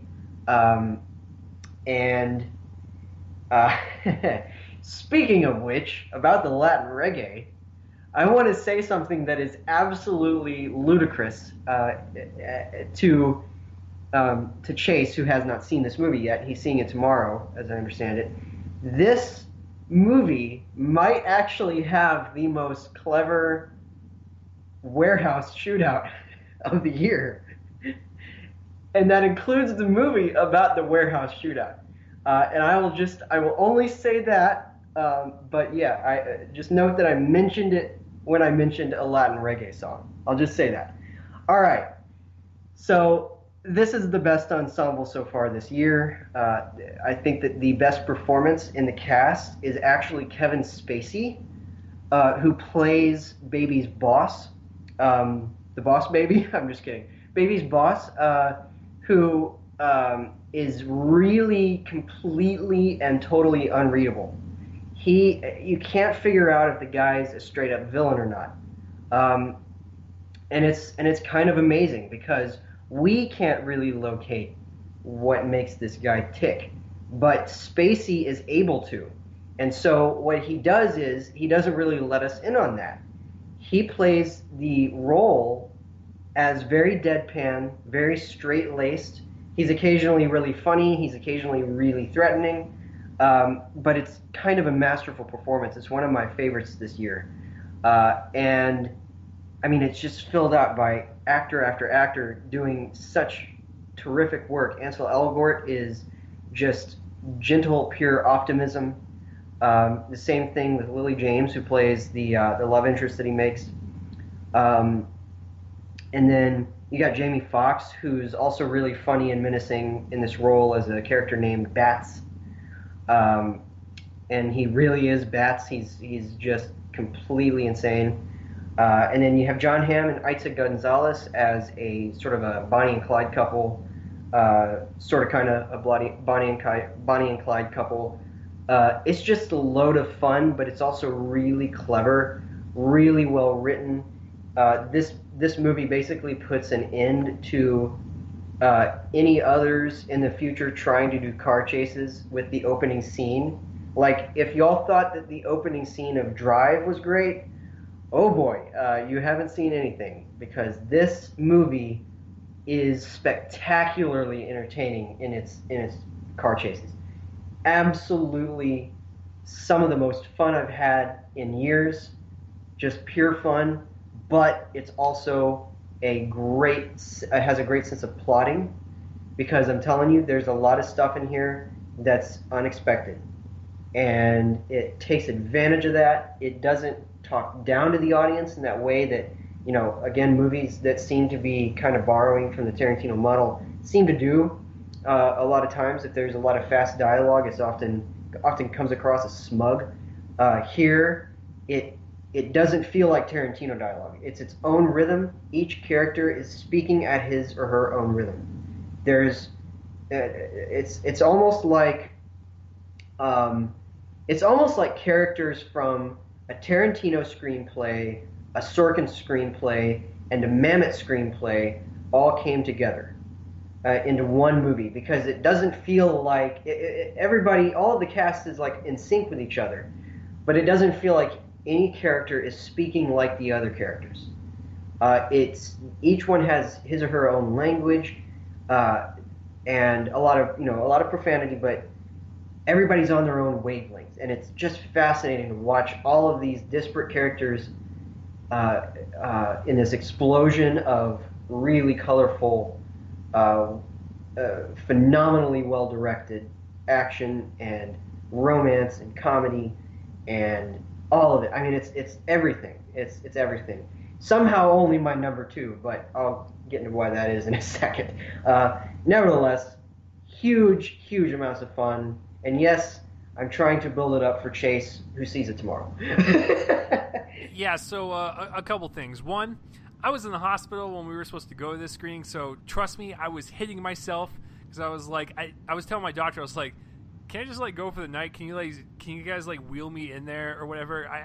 Because Joel and I booked this screening 2 months ago, and it just pissed me off that I couldn't see it. But yes, I see it tomorrow night as the time of this recording. So it probably would have made my list, because I love Edgar Wright so much. The Cornetto trilogy is one of my favorite sets of movies, and then Scott Pilgrim is absolutely a delight. So it seems like to me, Baby Driver is the answer to him not being able to direct Ant-Man anymore. He basically took that chip on his shoulder and was like, okay, fuck it, I'll make my own movie. I'll make my own heist movie. So it sounds absolutely awesome. And I know it sounds kind of weird, but I'm excited to see Kevin Spacey again. I just got done, with season 5 of House of Cards, so more Spacey the better. I'm looking forward to that just smart, witty, snappy dialogue that Edgar Wright is accustomed to do. So you son of a bitch, you're getting me hyped. And number 2, Joel, don't ever, because I told you not to do this even back in March, don't bring up The Boss Baby ever again, because this needs to stop. This movie needs to just die and bury until we have to fucking talk about the sequel 5 years from now. Just stop it. It's done. No more Boss Baby. Anyways. Boss Baby is your number 2. That's what you're saying, right? Oh, Jesus Christ. That fucking movie. It's going to come back and haunt us. My number 2, obviously, I have passed on a couple of them. So these are my 2 past ones I'm about to reveal. My number 2 is definitely one of the ones that I saw at the same time as Joel, and I remember watching it in theaters, and it starts out as this cutesy little comedy, and then it just kind of delves into this really kind of emotional core that just kind of struck me as this epically told romance film, and that would be Your Name.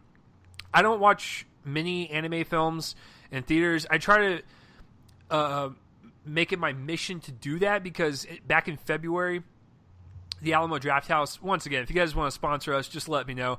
Email in the description box. But the Alamo does a really good job of showcasing a filmmaker's work throughout an entire month.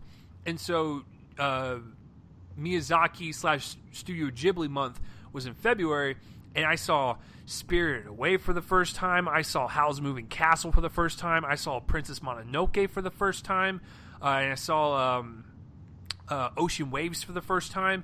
So I was kind of like on this anime kick, and Your Name kind of plopped in the middle of that kind of February, March released area, and so I was like, well, shit, I'm already on an anime high. Let's go ahead and do this. And so I was just completely blown away.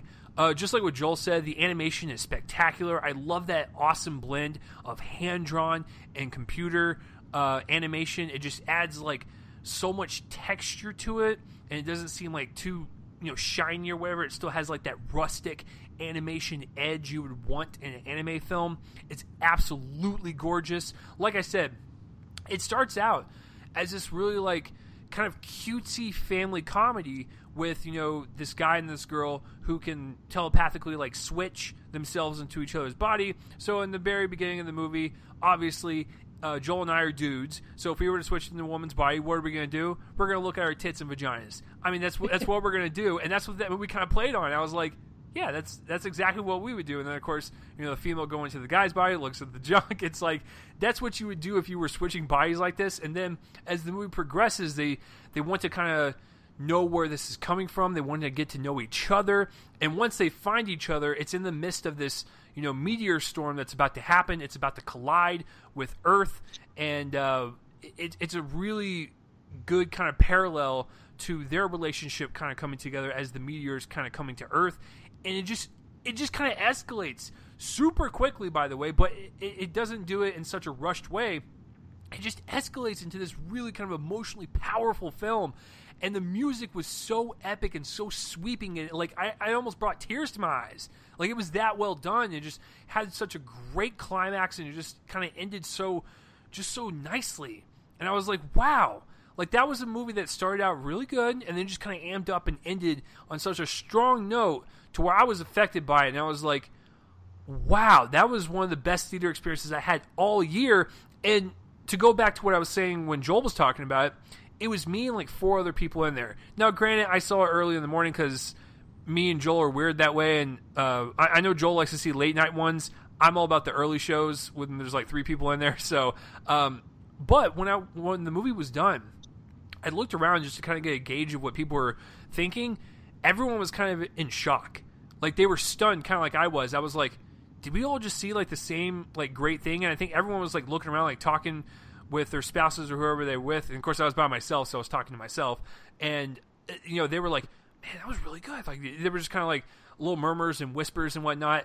I absolutely love Your Name. Like, if you guys are into anime, animation, powerful storytelling, I would suggest check this one out. Hands down, it's one of the few that Joel and I have as equals on our list somewhere on the top 10. So it's one of the ones we have in common. It's there for a reason. It's one of the best. I still remember I texted Joel afterwards and I was like, holy fucking shit, that was amazing. Now, Joel said he saw the actual subtitle version. I saw the dubbed version because it was early in the morning and I was lazy. Listen, I know a lot of people tend to bark on subtitle films a lot. I actually don't mind subtitles. I actually really don't. So, but if I am going to like an early show or whatever, I tend to just do the dub because I'm already like tired and shit, and I really don't want to. I'm not in the mood to read and watch at the same time.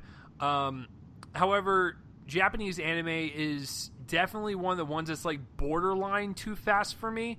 I think the fastest language I've ever seen is when I saw the original Girl with the Dragon Tattoo. Fucking Swedish people, like Joel, they speak so goddamn fast. Like I was hightailing with my eyes. My eyes were getting dry because I was like looking down and up so fast because I wanted to admire the gorgeous cinematography, but I had to fucking read the plot. So I was like, God damn it, slow down a little bit.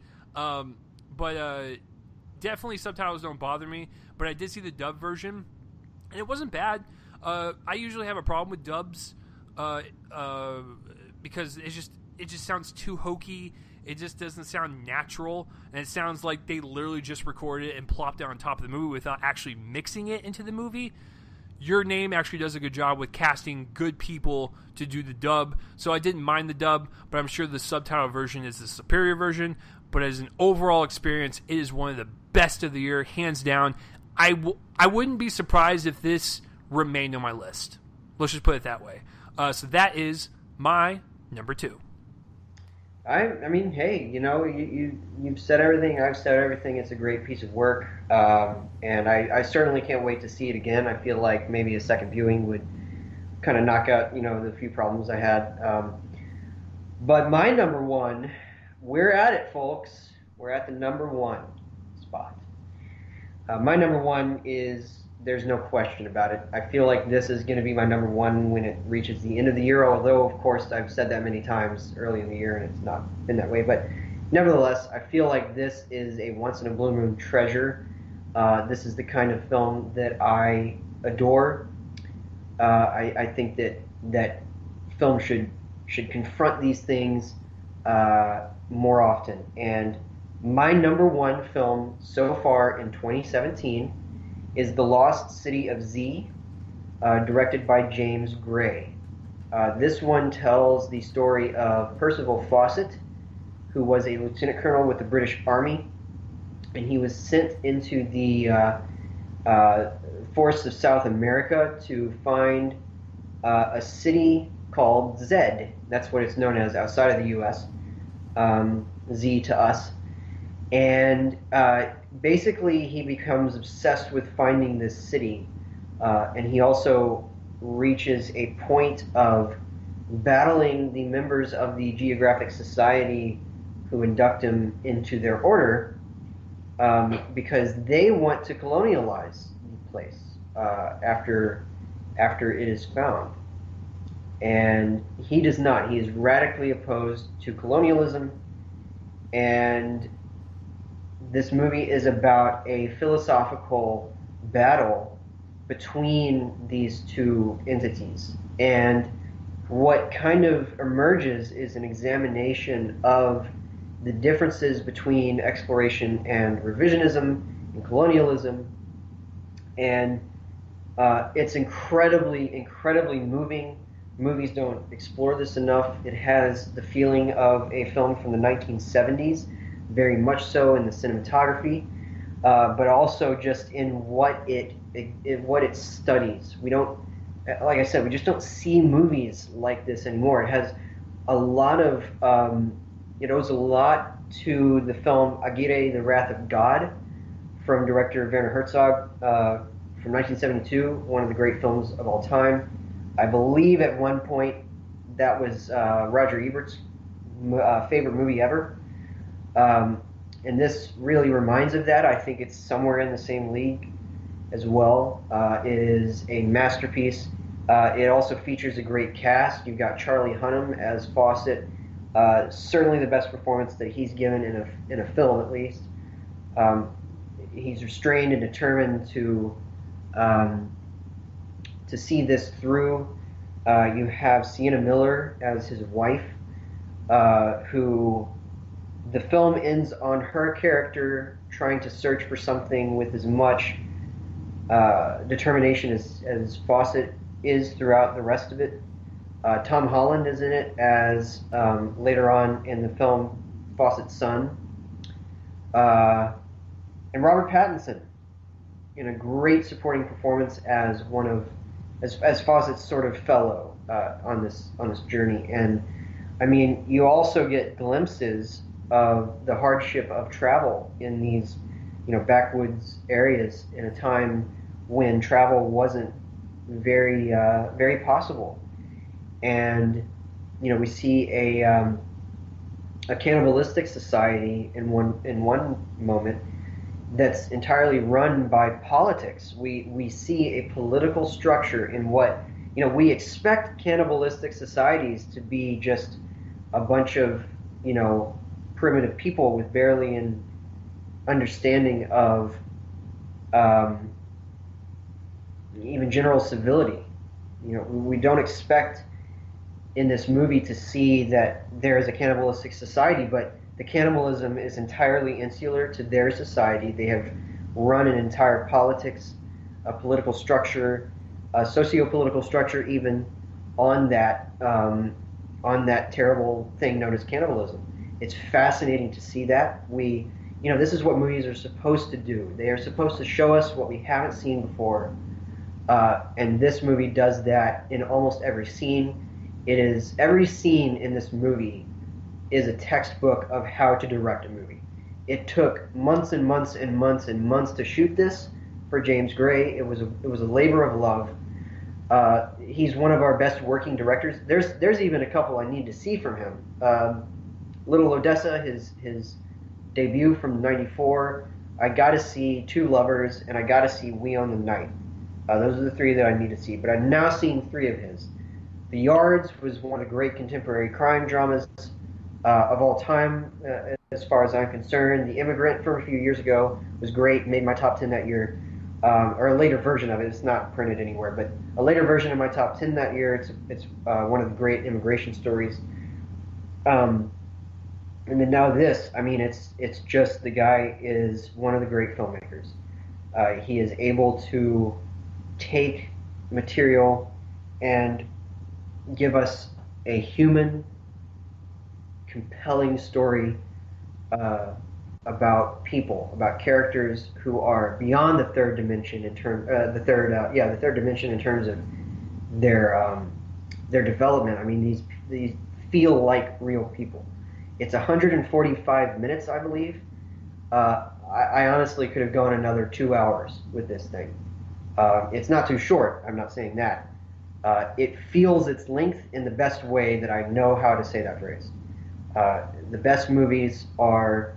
Great movies are never too long, basically. That's what Ebert always said. And he would have... I feel like Ebert would have loved this film. I really do. It's impossible to know what he would have loved, but I think that it's a done deal that he would have loved this film. Because, again, it shows us what we aren't accustomed to. It shows us things that we've never seen before. It does what all the great films do, and it is a great, great film, a masterpiece. I'm not afraid to use that term. I use that very sparingly these days. But this one, I did it for Moonlight last year, and Tony Erdmann. I think those were the only two. I think this is right up there. And yeah, I was completely bowled over and enthralled and engaged and drawn into a series of lives, but most importantly, the life of Percival Fawcett. And it's a great, great film. So everybody seek this out. It also comes out on DVD and Blu-ray on July 11th, alongside A Quiet Passion. So two of my top 10 contenders come out that day. Please see both, but prioritize this one, I would say, of the two, because it's a great piece of work.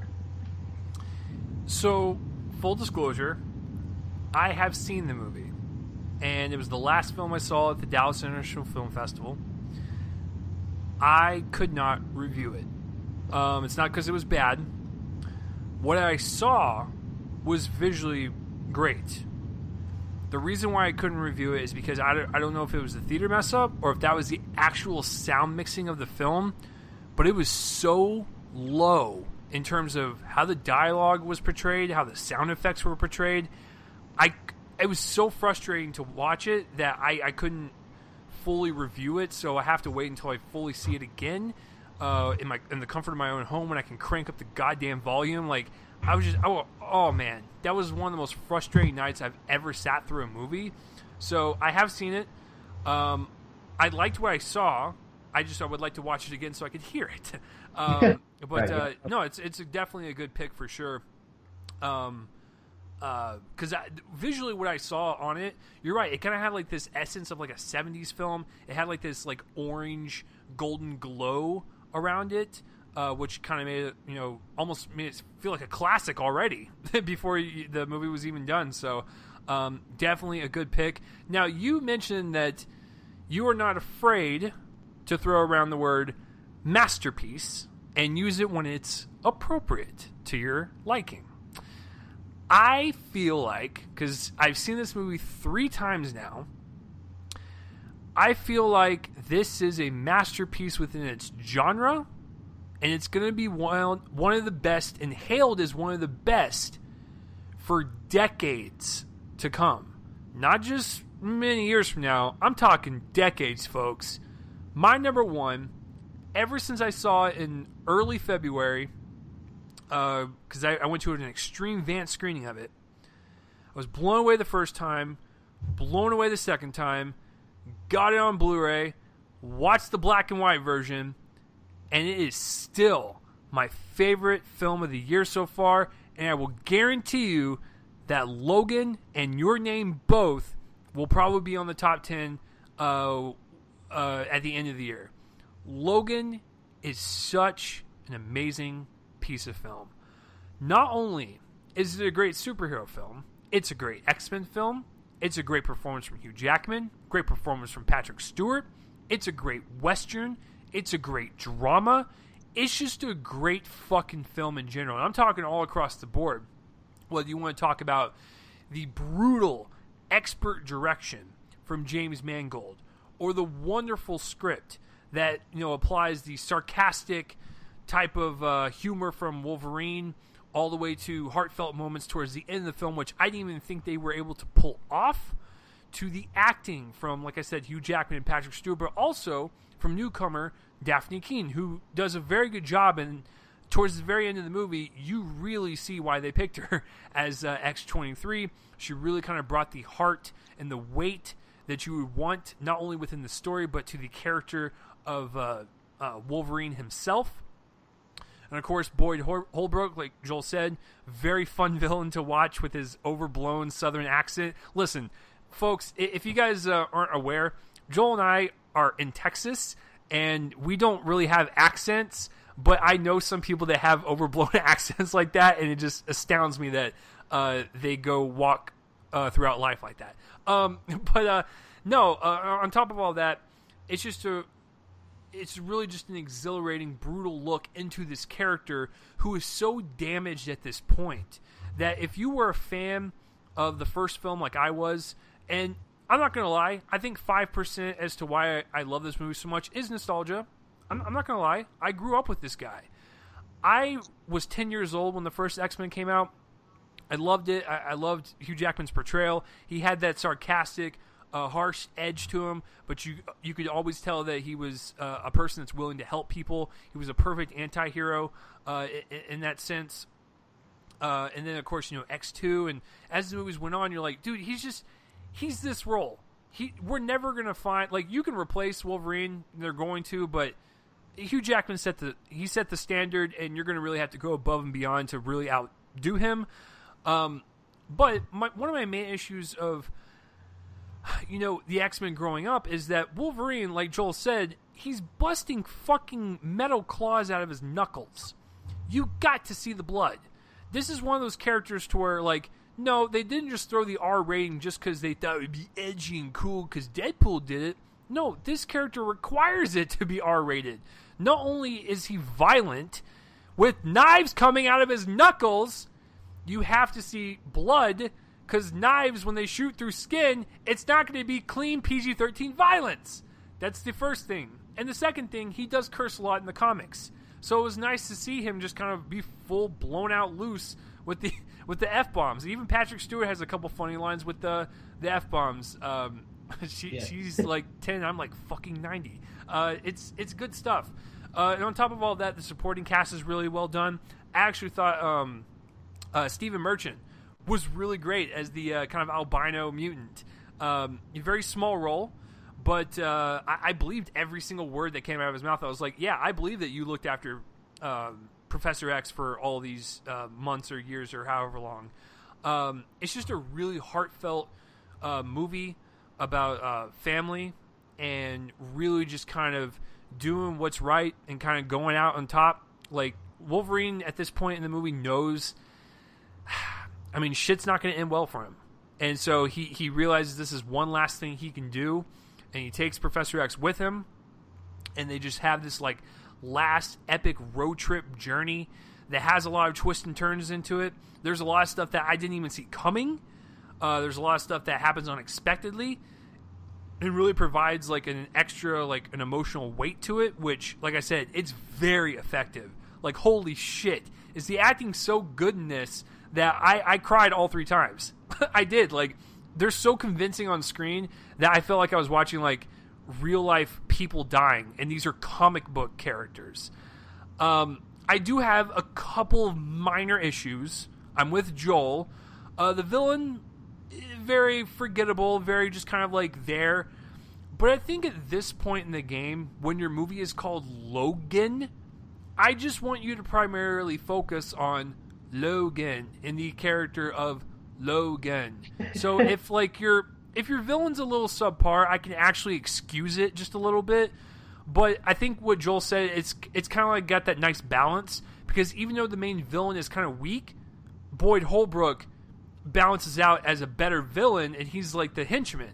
So it actually works out, and there's actually an unexpected twist in the movie that has like an extra villain. Not going to say what it is because the movie's still kind of fresh in the public eye a little bit. But there's a third villain, and you're like, yeah, that's pretty fucking cool. It totally makes sense for what they're doing and whatnot. So that's like one of the little minor issues I had. And believe it or not, one of my other major issues with the movie, and it's a major issue, but I still think this is a perfect masterpiece on this character. Joel knows what I'm talking about. I will just say that it deals with someone recording something at work with their phone, and it looks like a documentary when it shouldn't be that clear and in focus. That's the only thing I majorly disliked about the movie, because I'm like, there's no way that she would have gotten all that type of deal. But I still found 99.9% of the movie so effective that's not going to knock my A+ grade from it. I honestly think it is the most perfect representation you can ever do on this character, and it was such a great way to send off this character. It was such a ballsy ending to do. It ends in such a kind of just powerful note, and you're like, wow, 20th Century Fox, you didn't have anything after this. I applaud you. So yeah, it's just a really great experience. And I guess just to kind of top off this little mini review here, the black and white version. Since Joel and I did our Logan episode back in March, it's been a few months, so I haven't been able to talk about the black and white version. The black and white version is gorgeous. It has some of the best cinematography I've seen all year, and it really kind of harkens back to that whole Western quality. It plays a lot with natural lights and candle lights, and just really great harsh shadows when there needs to be, really kind of soft lighting when there needs to be. It's a really good version in black and white. However, here's my caveat though, and I told Joel this, I actually prefer the color version because the impact of the blood is a little bit lost in the black and white. Because when you want to have this savage, brutal, R-rated Wolverine, you kind of want to see the blood. And you kind of want that to impact you when you see that bright red on someone. That affects you more than when you just see it kind of as just like gray pool. So that's my only kind of nitpick about the black and white. But the cinematography is so good. It plays out literally like an old Western from like the 40s or 50s. I am convinced that James Mangold wanted to shoot this in black and white in the first place, because I was a little worried that some of the shots wouldn't really work so well with how it was lit and everything, but it turned out beautifully. And there was a couple shots at the end that deal with the kind of the woods and the outside a little bit. They looked like matte paintings. Like, they looked like really gorgeous paintings, but they were just background shots. Like, it was just filmed and framed in such a way that really just kind of added that extra visual layer to it. So, guys, I've talked about Logan to death, but I love the film. I really do. And listen, Spider-Man might be great, Thor Ragnarok looks amazing, and Justice League might be the best thing DC's ever done. But I can tell you right now, This year started out with a bang with Logan in terms of comic book movies, and it's going to probably be my only comic book pick as the year kind of progresses and we start thinning out our list a little bit with newer additions. It will probably be the only one to stand the test of the top 10 at the end of the year. Logan is just that damn good. It is a superhero, I'm going to use the M word, Joel, masterpiece. Well, I certainly I knew that it was coming because I know how enthusiastic you are about it, and it's a great piece of work. It's certainly what you say in terms of the genre. I mean, it's a really special standout. It's certainly in my top 10 of the genre, and yeah, I mean, I had those few little problems. I did buy the version with the noir transfer or cut or however you might put it. So the next time I watch it will be that one. And I'm curious to see how that works out. So to recap my list, because we are done. At number 10, I had A Quiet Passion. At number 9, I had Your Name. I had Logan at number 8. At number 7, I had Graduation. At number 6, I had The Red Turtle. At number 5, Free Fire. At number 4, My Life as a Zucchini. At number 3, The Girl with All the Gifts. At number 2, Baby Driver. And at number 1, The Lost City of Z. And you know, Chase, you mentioned that you felt like of this list, the most likely to stay were your top 2. I pretty much feel the same. I feel like there might be a couple here that move up, and also you're right that these lists are not going to stay the same, and there might even be some on both of our lists that move up, with future viewings. I feel like there are a few on here that could very well do that. When it comes to, I just want to give a disclaimer to everybody. When it comes to top 10 contenders and the star ratings, at the end of the year, I mean, pretty much, number 1 and 2 or whatever are going to be 4-star movies. But as for the rest of the list going downward, it could be really anything. I mean, it could be that at the end of the year, like A Quiet Passion's number 4 or something. If I see it, a couple more times and feel that way, that's certainly one of those things where the list is fluid. I don't just re-rank all the 4 stars and all the 3.5 stars. In this case, I kind of did because they're more fresh in my mind. But by the end of the year, who knows? But that's how my top 10 stands as of now. So there's my list. Yeah, listen, it's a solid list for sure. There's definitely a few in there that I've been wanting to check out since last year, even with My Life as a Zucchini, and then of course I'm Not Your Negro and A Quiet Passion and whatnot. So my 10 through 1 guys. Number 10, Guardians of the Galaxy Volume 2. Number 9, the Lego Batman movie. Number 8, Captain Underpants, the first epic movie. 7, Score, a film music documentary. 6, Free Fire. 5, Get Out, Joel. 4, Wonder Woman. 3, Buster's Mount Heart. 2, Your Name is Joel. And 1, Logan Joel. So that is my top 10. And just like what Joel said, our lists are going to change over the course of the next few months, because when Oscar season rolls around, that's where the bulk of the top 10 list comes from, and that's anywhere from August to December. So it's coming around the corner, guys, and I've been hearing War for the Planet of the Apes is a top 10 contender, so we have so much more to check out, but at the halfway point, that is where it stands. And I can tell you right now, 2 of them that are in my honorable mentions list right now are in that top 10. The only reason I couldn't put them in there is because they haven't physically come out yet. Like I said, I saw one in April, saw one in March. They don't come out until July and September, but those are definitely in there. Just so, what are they? I guess you'll have to find out at the end of the year, even if they stay in there. So that will do it for this week's episode, guys. But what about you guys? I don't care what Joel has to say. Joel doesn't give a fuck what I have to say, but I care about what you guys have to say. Please let us know down below. What are some of your favorite movies of the year so far? I would like to know and compare each other's lists, because as you can tell from Joel and mine's list both. We're just so far apart on most of these, so that is the beauty of it and the way we see film.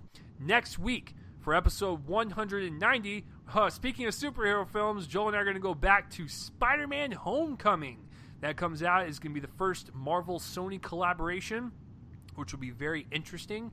I will be seeing that the Thursday night opening, and then, of course, Sunday with my roommate, so I'll be seeing it at least once before Joel and I record, but if we record at the nighttime, I'll be seeing it twice. So I'm excited to see it for sure. And then War for the Planet of the Apes is after that. And then after that, Joel, is Dunkirk and A Ghost Story, correct? I believe so, yes. I believe yes. And then what is the last one to round out July real quick? I believe that's Atomic Blonde. And then I'll probably review the Emoji Movie. So gross. That will round out July. It looks like it's going to be a really good month in the beginning, and it's just going to slowly start going down. So, especially if Joel ends with the Emoji Movie. But yeah, that is the month of July, just as a forecast. So looking forward to future episodes. And hey, we are only 11 away from that epic 200 episode, and we are 13 more from the 4-year anniversary. Joel, just to kind of recap the first half of the year so far, I've really enjoyed most of the movies that have come out, and I'm really looking forward to the Oscar season. What about you? Oh yeah, I think I've seen 70-something movies so far this year, and it's been a pretty solid year. I mean, I know that 10 or I guess 11 top 10 contenders doesn't sound like a lot, but it's a pretty solid showing. I'm a bit harsher, I guess, on movies than a lot of people. So for me, that's pretty good, and I'm certainly excited about this coming Oscar season. I think it's going to be a major one. And then I wanted to give people a disclaimer about my written list on my website, joelonfilm.com.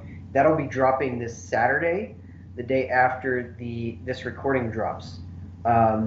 It will be fully up to date because I have a couple of movies to catch up with. I don't know if I'll get to them before fully writing the list, but I also am seeing The Beguiled on Friday, and then The House on Thursday night. If either of those, manages to qualify, the list will reflect that. It'll be fully up to date, so it might be slightly different. We'll see. But yeah, so expect that to my readership. I've also got I've got a review now of Baby Driver. I don't think I put it up on the front page yet, but then I've got Reset, a little one with produced by Jackie Chan. That's coming out on Friday in our area, so I've got a review for that this week as well. And so joelonfilm.com is where you can find me, find my writing, and also dallasmoviescreenings.com. And then at Twitter at Copling_Joel. So that's my internet footprint. That is his footprint, and my footprint is at Real Chase Lee on Twitter. Subscribe to the YouTube channel, and of course, follow on Spreaker, iTunes, iHeartRadio, SoundCloud. Spread this shit around, guys. Let people know that this is a great fucking podcast, and you listen to this while you work out or walk your dog or take a dump. I don't care what you do, as long as you support the show and you stay as awesome as you are, because you guys are always fucking badass. And just like what Joel said, I'm also on DallasMoviesCreenings.com. This is the official podcast of that website, and Joel and I occasionally do dual reviews, and of course I do all video reviews over there, and he does all the well-written reviews, which I cannot write to save my damn life. So that's where you can find all of our stuff. All the links in the description below. This has been episode 189 of this podcast. And hey, listen, if you made it through this entire podcast and you're not a movie fan, well, hopefully we convinced you to be one.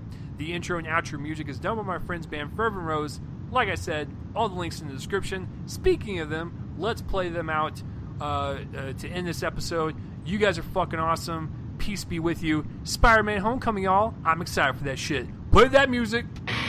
Later.